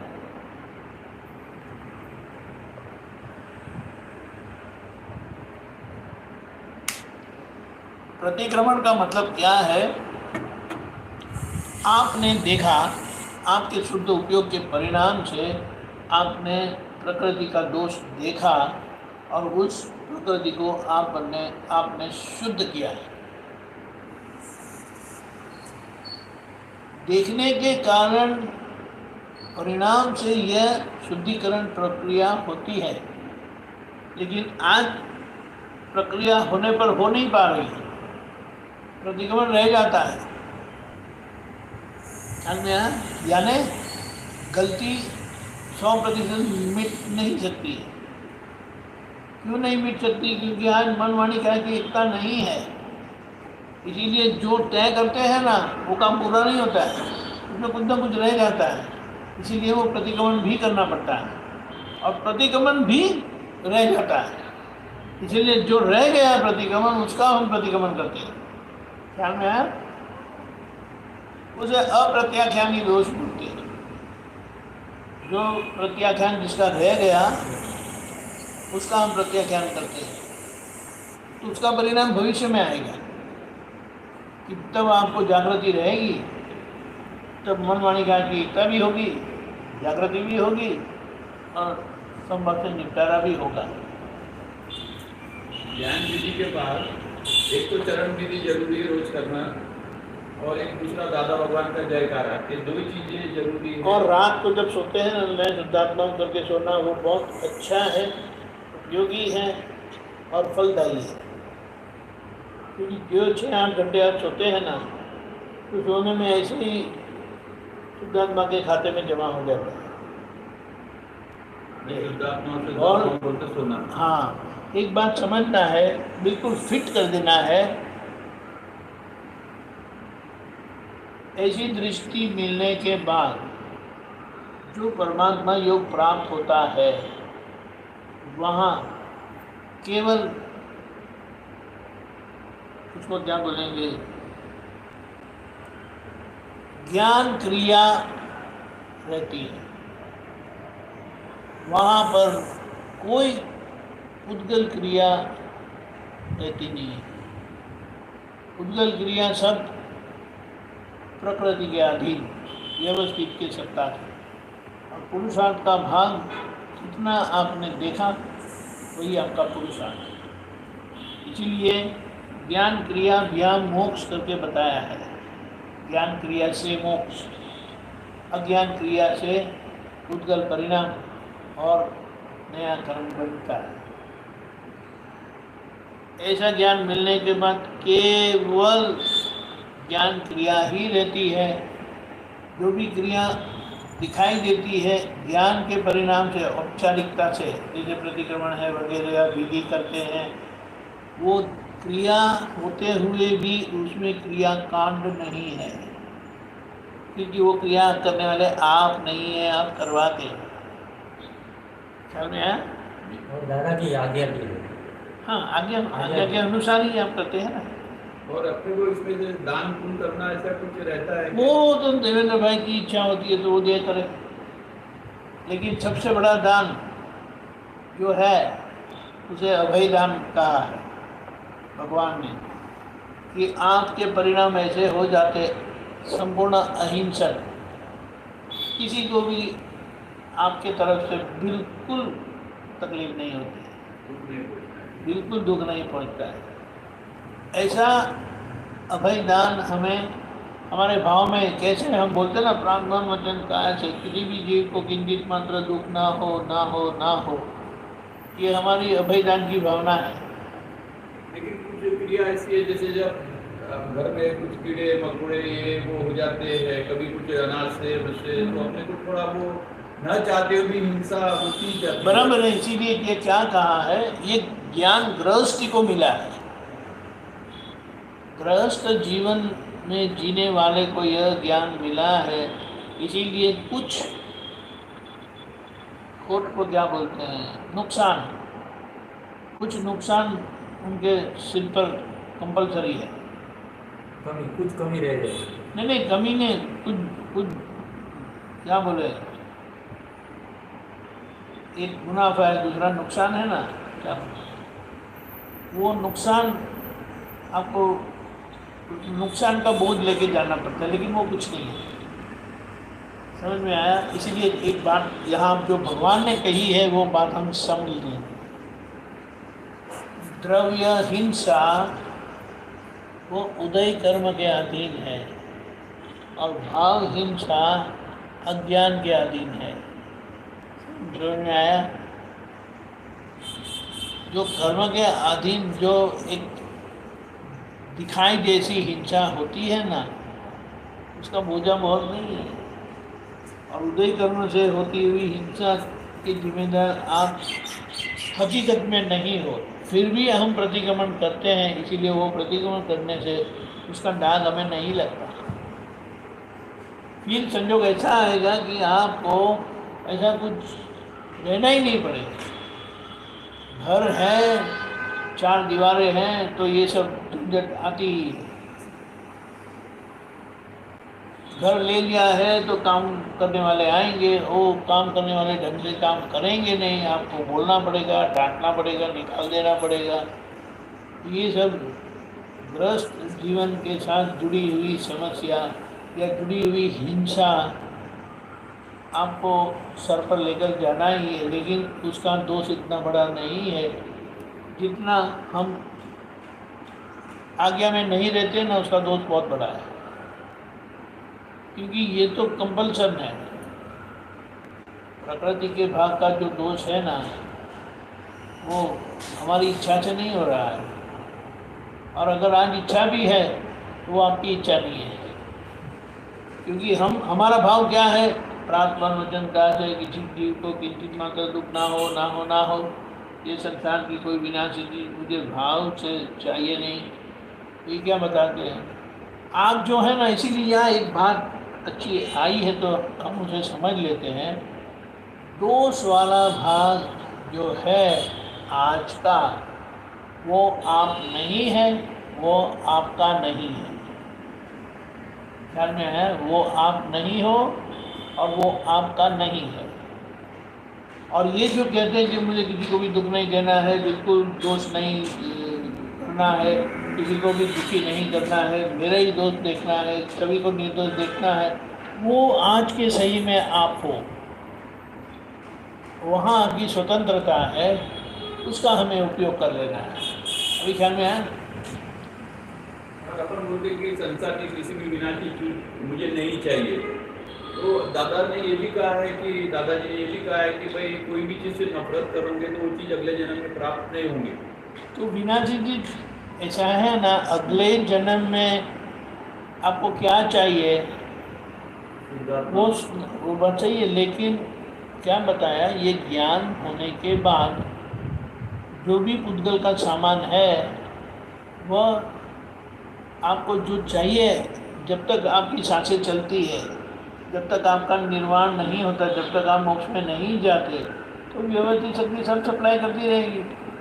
खाना पीना रहना करना वो सब करती रहेगी, उसकी फिक्र हमें करनी नहीं है। ख्याल में आया? तो ये जो हम कहते हैं कि संसार की बिना अभी नहीं चाहिए, जिससे नया कर्म बने। ख्याल में आया? नया कर्म बने ऐसा मुझे नहीं चाहिए। जो बन चुका है, उसका तो परिणाम आएगा ही आएगा। और वो जब तक मोक्ष नहीं होता है तब तक वो आएगा।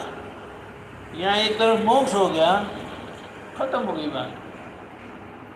और मोक्ष होने से पहले ये सारा सामान निकल जाने वाला है, खाली हो जाने वाला है और प्रकृति सहज हो जाएगी। आप सोचो, खाने से जुड़ी हुई हिंसा, उसकी मात्रा कितनी है? खाने के कारण किचन है, किचन में यानी हिंसा का ढेर है, हिंसा का ढेर है। अभी आप गृहस्थ हो तो रसोई घर है ही, और रसोई खाना बनाएंगे तो उससे जुड़ी हुई हिंसा भी है। लेकिन उसमें भी आप ज्ञान में रहते हैं, आज्ञा में रहते हैं, फाइल का संभव से निपटारा करते हैं। यानी जान नुकसान इकट्ठा हो सकता है, वहाँ आप संभव से निपटारा करते हैं। यानी वो क्रिया आपको भविष्य में करनी नहीं पड़ेगी। ये ख्याल में है? आप बोलेंगे कि मैं थोड़ा मदद कर लूँ किचन में, दादा आप बाहर बैठो, खाना हो जाने पर आपको मिल जाएगा। तो हमें समझ लेना है कि देखो कुदरत ही हमें वहाँ से निकाल रही है, वो हम खुद अनुभव करेंगे। ऐसा है।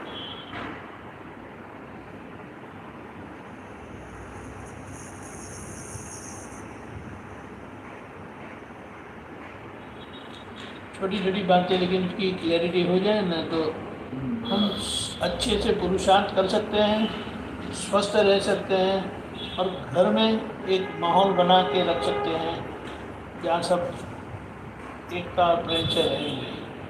वरना घर में इतनी झंझट हो जाएगी, ऐसी बात है। इसमें तो ऐसा ये ज्ञान के बाद घर में भी झंझट कम हो जाती, बाहर भी झंझट कम होती है। करेक्ट, सही है, बिल्कुल सही बात है। क्योंकि हमारे अंदर से झंझट बंद हो गई। हमारे अंदर जो सब विकल्प खड़े होते थे, ये बात उसे क्या बताया दादा के शब्दों में, दृष्टि दृष्टा में पड़ी, इसीलिए संकल्प छूट गया। दृष्टि दृष्टा में पड़ी, जिसके कारण दर्शन खुला, और खुले हुए दर्शन से हमें समझ में आता है मैं कौन, मेरा क्या, प्रकृति का क्या। इसीलिए संकल्प मिट गया, संकल्प रहा नहीं। संकल्प यानी मेरा मेरा मेरापन, ओनरशिप, मालिकी भाव हो रहा नहीं। अभी बोले मैं शुद्धात्मा हूँ, यानी ज्ञान ज्ञाता में पड़ा नहीं, बराबर।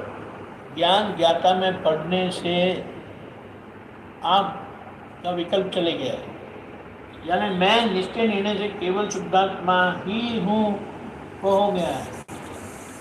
इसीलिए कोई विकल्प रहा नहीं। इसके कारण आपको अनुभव स्थिति में बिठा दिया है। तो ये देखते रहो, यानी ये समझते रहो कि ये पुद्गल परिणाम है, ये मेरे परिणाम नहीं है, मैं शुद्धात्मा हूँ।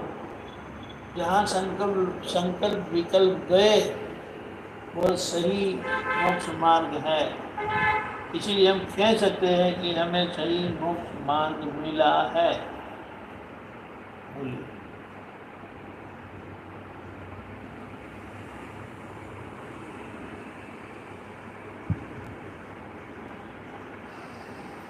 बोलिए, समय हो गया? 10-15 हाँ, समाधि आराम नहीं माना है। थके हुए लगते थे। बात सही है, लेकिन ये आराम नहीं हुआ। मैं तो थके हुए लगते मैं तो गाड़ी में सो गया था। कर लो थोड़ा आराम करो। मैं 15 मिनट गाड़ी में सो गया था। वो नहीं वो सब लोग सो नहीं पाते ना, उनको बताना। नहीं बेटा, आज उन्होंने ड्राइव नहीं किया, आज ड्राइवर लेके आया था। हाँ, इसीलिए तो। लेकिन ड्राइवर बचा किया नहीं तो फिर थोड़ा आराम हो जाता है। लेकिन ड्राइवर ठीक चलाता है कि नहीं, उसके लिए जागना पड़ता है। हम तो सो गए। मैं जानता हूँ ये थोड़ा भारी पड़ेगा, लेकिन सो गए तो फाइन हो गया। सत्संग में आपको अच्छा रहा ना, उधर थोड़ा आराम हो गया। उधर ही गाड़ी में आराम किया। हाँ नहीं, इसमें सत्संग में अच्छा हो हाँ। गया। ये भी कहीं इसके हिसाब से थोड़ी थकावट आई जाती है आदमी को। ऐसी थकावट होती ही नहीं है, लेकिन ये क्या हो गया, थोड़ा जो आराम चाहिए ना वो मिलता नहीं है। और सब लोगों को इसी मान्यता है, और ऐसा भी है कि वो गाड़ी में नींद नहीं ले सकते। हमें तो क्या है, खाना खा के आप उठा के सीधा गाड़ी में बिठा दो, कोई प्रॉब्लम नहीं है। तो 15-20 मिनट, आधा घंटा, पौने घंटा आराम हो गया, फिर हम फ्रेश। लेकिन खाना खाने के बाद मुझे गाड़ी ड्राइव करने को नहीं बोला, क्योंकि गाड़ी ड्राइव करना तो मैं खाना नहीं खा सकता, और मैं खाता भी नहीं अगर ऐसा होता है। ये है। उसका तो कोई नियम तो रहना ही चाहिए ना, ऐसा है। बहुत अच्छा ज्ञान है, सीधा सरल ज्ञान है, स्पष्ट ज्ञान है, अनुभव ज्ञान है, उसमें कोई विकल्प नहीं है। अभी आपको ढूंढ निकालना है कि आप कहाँ रुके हुए, अटके हुए हैं, बस, और उसके पीछे लगे रहो। ये बात है। संसार का बोझा नहीं रहा। बोझा लगता है तो दादा को यूपीएस कर दो, दादा को मेल कर दो। दादा ने तो कहा है कोई भी चीज़ आपको बोझा रूप लगे ना तो मुझे भेज देना। अभी बोलने पर भरोसे नहीं कि दादा को सब लोग भेजेंगे तो उनका क्या होगा, वो आपको देखना नहीं है, उनका काम है। अगर उन्होंने कहा कि बोझा भेज दो तब भेजना कैसे है, बच्चे को बोलते निकल जाओ घर से, ऐसा करके बोलते नहीं है ना। ऐसा उनको बोलेगा चलो जाओ दादा के पास, मेरे पास क्यों आए, परेशान मत करो मुझे। ठीक है मैं जाता हूँ, जाने दो, मेरी नज़र से दूर हो जाओ, जाओ दादा के पास, मुझे परेशान मत करो। किसी को अपमान पसंद नहीं है। ये अंदर वाली मशीनरी को भी अपमान पसंद नहीं, वो तुरंत चले जाएगा। लेकिन कहीं ना कहीं हमारा अंदर से स्वार्थ पड़ा है, इसीलिए उसको भी छोड़ना नहीं चाहता। बोले दुख में दे दूँ दादा को तो फिर मेरे पास क्या रहेगा। अरे दुख से परेशान भी हो और दुख देना भी नहीं चाहते हो, ये क्या बात है।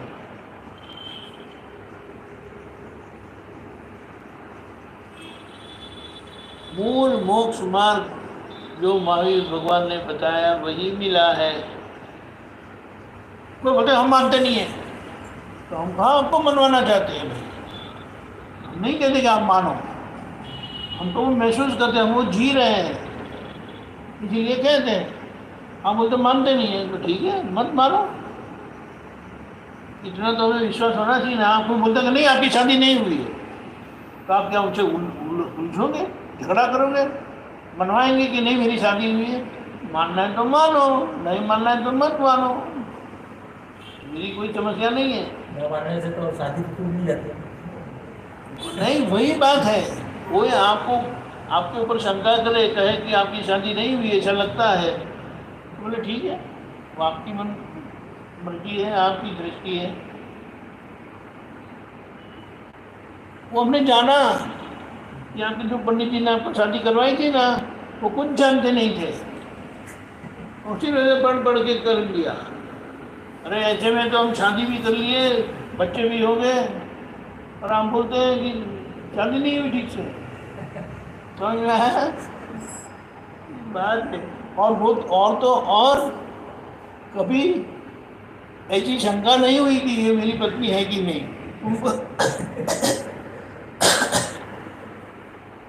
उनको कभी ऐसी शंका नहीं हुई कि आप मेरे पति नहीं हो करके, आप ही मेरे पति बोलो।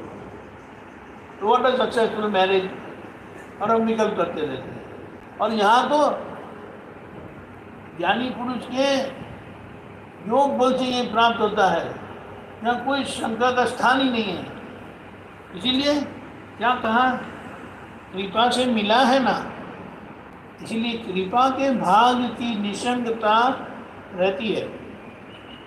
कैसे रहती है, जब आपको कोई पूछता आप कौन हो, तो आप बताए मैं सिद्धार्थ नहीं। ऐसे ही आपको याद नहीं आता। जब ऐसे ही आपको याद आने लगे तो जानना कि अभी मेरे तरफ से जो दादा ने निशंग बनाया है, वो निशंगता मैं महसूस कर रहा हूँ। अगर हमें ख्याल आता है तो हम क्या करते हैं, हमारे पुरुषार्थ का भाग काम कर रहा है। पुरुषार्थ से लक्ष्य रहता है, ख्याल में कृपा से प्रतीति बनी रहती है, कृपा से प्रतीति बनी रहती है। और प्रतीति का मतलब क्या है, प्रतीति का मतलब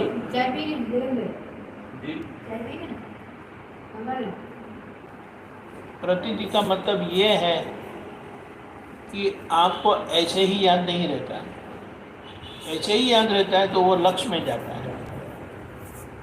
लक्ष्यगत प्रतिदि बोलते हैं। लेकिन आपको ख्याल में नहीं रहता है, लक्ष्य नहीं रहता है, तो पूछते हैं अरे आप कौन हो, और बोलते हैं मैं शुद्धात्मा ही हूँ, वो प्रतिदि बोलते हैं। जो बाहर लोगों को ये प्राप्त नहीं हुआ है, इसलिए आप कभी भी उनको पूछेंगे कि आप कौन हो, तो वो ऐसा नहीं बोलेंगे कि मैं शुद्धात्मा हूँ। वो ऐसा भी बोलेंगे मैं साधु हूँ, मैं आचार्य हूँ, मैं गादीपति हूँ, वगैरह वगैरह बोलेंगे, या मैं गृहस्थी हूँ, मैं श्रावक हूँ, ऐसा नहीं। अभी पद्मावती देवी से ऐसे मानते कि मुझे मोक्ष मार्ग की तरफ जाने वाले मार्ग में किसी प्रकार का अड़चन ना है। सही। तो लेकिन अपन ये बोला जाता है कि कोई किसी के कर्मों में दखल नहीं दे सकता। अच्छा, प्रकृति नहीं, हाँ, ये गलत बात है, ये गलत बात है। एक तत्व दूसरे तत्व का काम नहीं कर सकता, लेकिन एक तत्व उसी तत्व का काम कर सकता है। समझ में आया? आप चल नहीं पाते तो मैं आपको आधार देके नीचे उतार सकता हूँ, तो वहाँ ये पुद्गल तत्व को मदद रूप हुआ। समझ में आया? आत्म तत्व पुद्गल तत्व को कुछ नहीं कर सकता है। एक तत्व दूसरे तत्व को कुछ नहीं कर सकता है, यानी अलग अलग तत्व एक दूसरे के साथ मिक्स नहीं होते, कुछ नहीं कर सकते, एक दूसरे का नहीं कर सकते, लेकिन वही तत्व आपको मदद रूप हो सकते हैं। समझ में आया? पुद्गल तत्व पुद्गल को हेल्पफुल हो सकता है। इसीलिए माता जी को जब हम प्रार्थना करते हैं तो पहले तो तकलीफ किसको है? शुद्धात्मा को। पुद्गल परेशान पुद्गल है, तो पुद्गल माफ़ी मांगते हैं, शक्ति मांगते हैं, प्रार्थना करते हैं, माता जी सहाय करो। ठीक है, जैसे हम किसी को बोलते हैं ना प्लीज़ हेल्प मी करके बोलते हैं, तो हेल्प करने वाला 10 रुपया 100 रुपया है कुछ भी छोड़ के गया तो वो कहाँ से आया? मिलता भी है, हेल्प होती भी है, काम होता भी है, लेकिन यहाँ समझना है कि एक तत्व अलग तत्व का काम नहीं कर सकता। समझ में आया? लेकिन फिर भगवान ने तो किसी का हेल्प किया नहीं, जब देवता लोग उनको बोलते हम आपकी मदद करते करके, क्योंकि वो भगवान का आखिर का जन्म था, जहाँ पर वो सब कुछ अभी खत्म करने के लिए ही आए। ख्याल में है? लास्ट क्लियरेंस था, और लास्ट क्लियरेंस में आप भी किसी का हेल्प नहीं लेने वाले। ख्याल में है? ये बात है, क्योंकि वो आखिर की स्थिति की पराकाष्ठा ऐसी है कि आपको किसी के साथ भेद है ही नहीं। आपको तकलीफ भी आती है कर्म के परिणाम से, उससे आप उलझते नहीं हो, उससे आप परेशान भी नहीं होते। महावीर भगवान को कोई परेशानी नहीं हुई, वो कान में लगाया तो भी वो परेशान नहीं हुए, निकाला चीख पड़ी वो भी उनकी परेशानी नहीं हुई।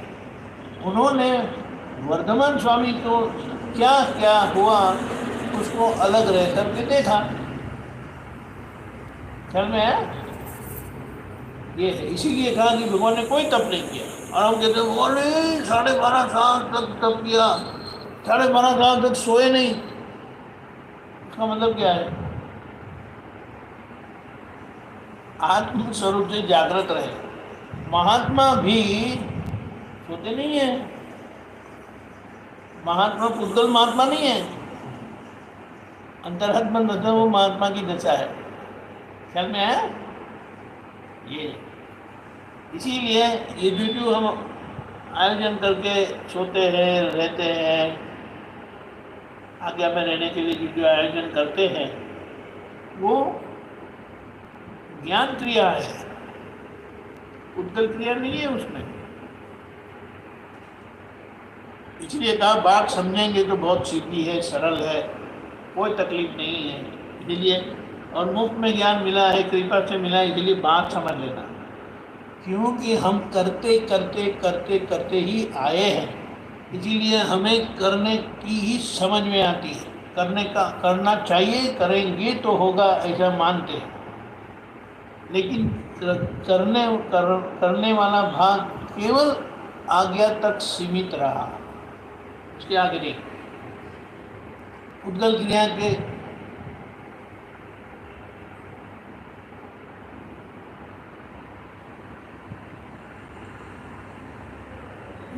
केवल शाश्वत आत्मा छू, उद्गल कर्मो नो ज्ञाता छू, सृष्टि दृश्यो नो दृष्टा छू, ज्ञान क्रिया नो शुद्ध करता छू।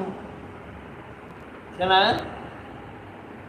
उद्गल क्रिया का करने वाला मैं नहीं हूँ, उद्गल क्रिया करने वाली कुदरती व्यवस्थित कारण है उसका। ख्याल में आया? और जो प्रकृति के पक्ष में जो कमी है वो अपने आप पूरी नहीं होगी। इसीलिए जो काम अज्ञानता में क्रम मार्ग में होता था वो हम जागृति में रहकर पूरा करते हैं। और इसीलिए उतना ही कर्म बंध का कारण बनता है, लेकिन वो कर्म बंध संसार का कर्म बंध नहीं है, वो मुक्ति मार्ग मुक्त होने के लिए उसके कारण का कर्म बंध है जो हमें संपूर्ण मुक्ति दिलाती है। ऐसा है।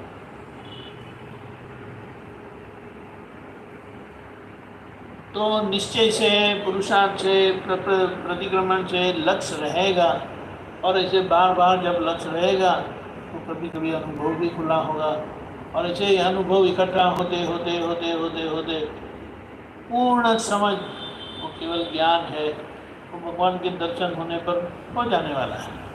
अभी कहाँ ध्यान रखना है, वो केवल ज्ञान की चिंता मत करो, वो तो होने वाला ही है।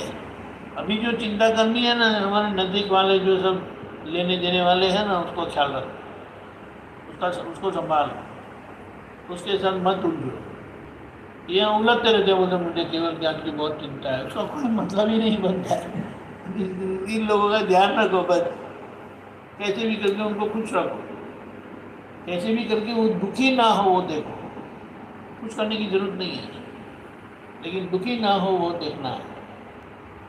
हम जहाँ भी रहते हैं, जिनके साथ रहते तुमको हमारे साथ खुशी से रहना नहीं चाहिए, तो वो कैसे होगा, कब होगा, वो समझ लेना है। आप अपने होकर जिएंगे तो सामने वाले खुश होंगे, कि आप उनके होकर जिएंगे तो वो खुश होंगे। उनके होने में तकलीफ क्या है? आप उनके होंगे ना तो उनको आपका होना ही पड़ेगा, कंपलसरी। लेकिन पहला कौन करेगा? वो पहले आप नहीं, मुझे चाहिए इसीलिए मैं सामने वाले को हो जाता हूँ, यानी अपनापन नहीं रखता, तो उनको रहना ही पड़ेगा मेरे साथ कंपलसरी।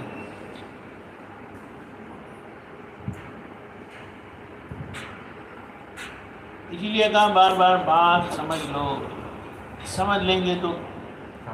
आजकल लोगों की अपेक्षा सिर्फ पैसे की रहती है, कोई भी आदमी की है ना। जैसे अपन समझते हैं कि वो आता है पैसे के हिसाब से अपने पास आ जाता है कि मेरे को ये देगा वो देगा मांगने को, फिर अपन देते नहीं, उसको दुख तो होता है। उसको सामने वाले को जो मांगने आता है अपने से, मेरे को 10,000 दो, 5,000 दो, काम है ऐसा है वैसा है, लेकिन अपनी इच्छा नहीं है देने की।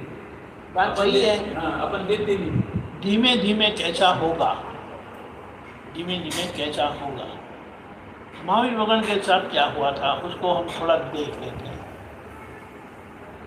कि वो देवदूत लेके जा रहे थे, तो बीच में वो कोई मिला, उन्होंने कहा बहुत सर्दी है, तो उन्होंने सोचा इसका अच्छा काम है, उन्होंने आधा निकाल के दे दिया। भगवान तो आगे निकल गए। अभी वो लेके क्या बोले गांव में गए, तो वहाँ पर वो बोले कि अभी इसे तो सिर्फ काम नहीं होगा। तो उन्होंने बोला तो वो जो जानने वाले थे उन्होंने बोला ये अमूल्य वस्त्र कहाँ से लाए आप, लेकिन ये तो आधा है। बोले मैं आप देके कुछ मुझे दे दो। बोले नहीं, हम दूसरा आधा लेके आओ। तो उनको लालच बनी, तो फिर से वो भगवान के पीछे चल पड़ा। फिर एक संजोग ऐसा आया, ऐसा शास्त्र बताता है कि भगवान चल रहे हैं और वो कपड़ा कहीं पर कांटे में फंस गया और सरकने लगा।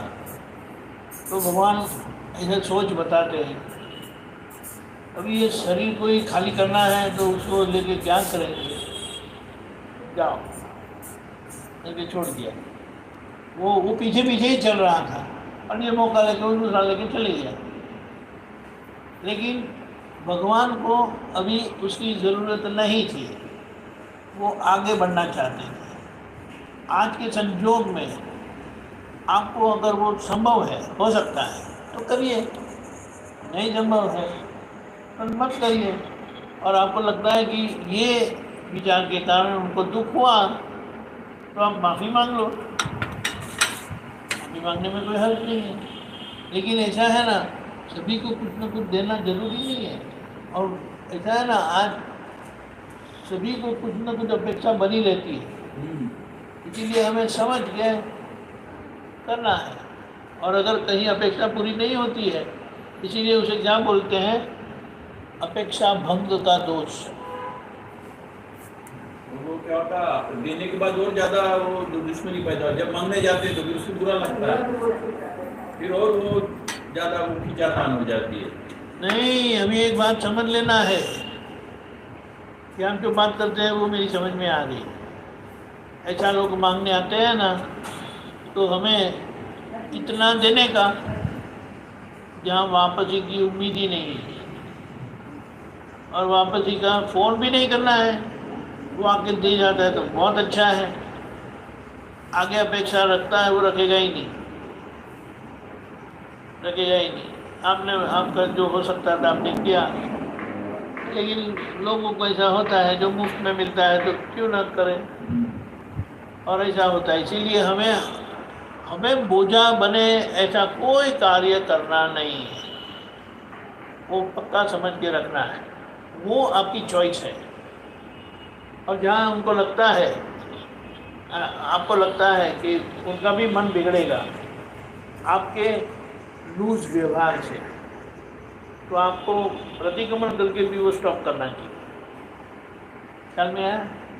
और उसमें कोई हर्ज नहीं है उसका आगे का, क्योंकि आप किसी को गलत करने का प्रोत्साहन दे रहे हैं, ऐसा नहीं देना चाहिए। किसी और से मांग लेगा भाई, वो तो जानते हैं कि देवेंद्र भाई अच्छे हैं, कोमल है, प्रकृति उनकी थोड़ी सॉफ्ट है, हम थोड़ा रोएंगे करेंगे तो वो हमें दे देंगे। वो सब ड्रामा भी करेंगे, उनको सब ड्रामा आता है, और जानते हैं कि ये इतने से ज़्यादा नहीं देंगे तो 4 गुना वो मांगेंगे, और हम बोल देंगे भाई इतना ही दे दूँगा भाई। अरे क्या ऐसा, वो बहुत अच्छा ड्रामा आता है भाई, लेने वाले तो क्या क्या ड्रामा करते हैं, लेकिन जब आप लेने जाओगे तो वो ऐसा ड्रामा करेगा आपका दिमाग खराब हो जाएगा। उससे अच्छा बोले आप समझ लो कि आप वो सागर में पैसा डालते हैं ना, उतना पैसा डाल देने का, फिर भूल जाने का, फिर उनको पूछने का भी नहीं, और वो आके दे जाता है तो अच्छा है, नहीं दिया तो भी अच्छा है। और बिल्कुल भावुक होने की ज़रूरत नहीं है।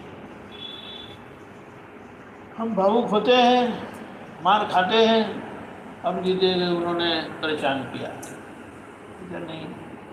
आपको समझ जाना चाहिए कि लेने वाला तो बहुत कुछ ड्रामा करके लेगा, क्योंकि वो भी जानता है कि मैं ड्रामा नहीं करूँगा तो ये देंगे नहीं,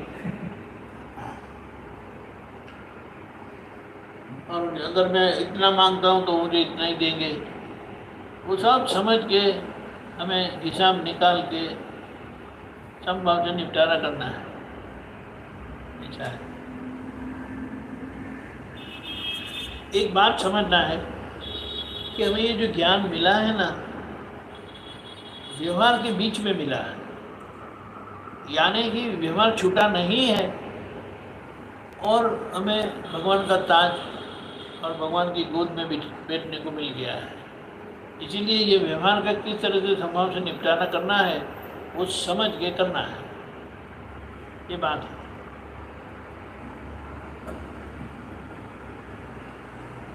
लोग घर को देखते हैं, गाड़ी को देखते हैं तो लगता है कि हाँ यहाँ तो है भाई, इसीलिए वो आके सब ड्रामा करते हैं और हम भावुक होकर दे भी देते हैं।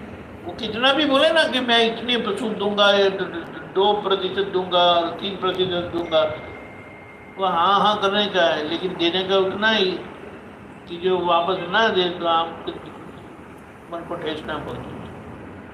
और वो आपकी चॉइस बनती है, ये बात समझ लेना है।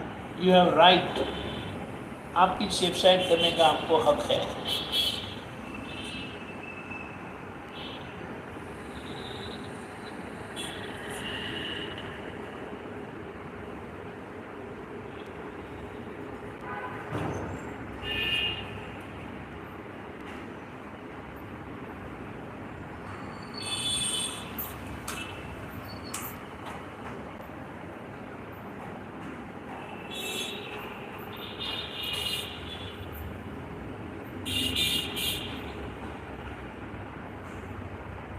जय सच्चिदानंद। हाँ, समय हो गया है। जय सच्चिदानंद।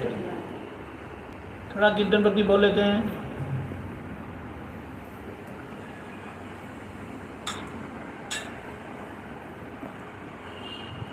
जय सच्चिदानंद। जय सच्चिदानंद। दादा भगवान ना सिंह जय जयकार हो। दादा भगवान ना सिंह जय जयकार हो। दादा भगवान ना सिंह जय जयकार हो। दादा भगवान ना सिंह जय जयकार हो। दादा भगवान ना सिंह जय जयकार हो। दादा भगवान ना सिंह जय जयकार हो। दादा भगवान ना सिंह जय जयकार हो। दादा भगवान ना सिंह जय जयकार हो। दादा भगवान ना सिंह जय जयकार हो। दादा भगवान ना सिंह जय जयकार हो। दादा भगवान ना सिंह जय जयकार हो। दादा भगवान ना असीम जय जयकार हो। दादा भगवान ना सिंह जय जयकार हो। दादा भगवान ना असीम जय जयकार हो। दादा भगवान ना सिंह जय जयकार हो। दादा भगवान ना असीम जय जयकार हो। दादा भगवान ना सिंह जय जयकार हो। दादा भगवान ना असीम जय जयकार हो। दादा भगवान ना सिंह जय जयकार हो। दादा भगवान ना असीम जय जयकार हो। दादा भगवान ना सिंह जय जयकार हो। दादा भगवान ना असीम जय जयकार हो। दादा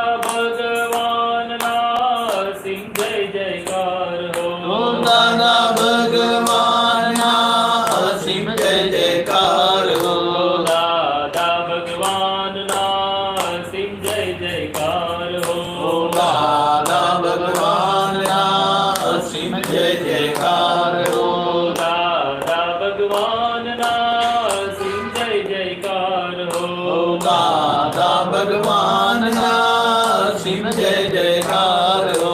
दादा भगवान ना सिंह जय जयकार हो। दादा भगवान ना असीम जय जयकार हो। दादा भगवान ना सिंह जय जयकार हो। दादा भगवान ना असीम जय जयकार हो। दादा भगवान ना सिंह जय जयकार हो। दादा भगवान ना असीम जय जयकार हो। दादा भगवान ना सिंह जय जयकार हो। दादा भगवान ना असीम जय जयकार हो। दादा भगवान ना सिंह जय जयकार हो। दादा भगवान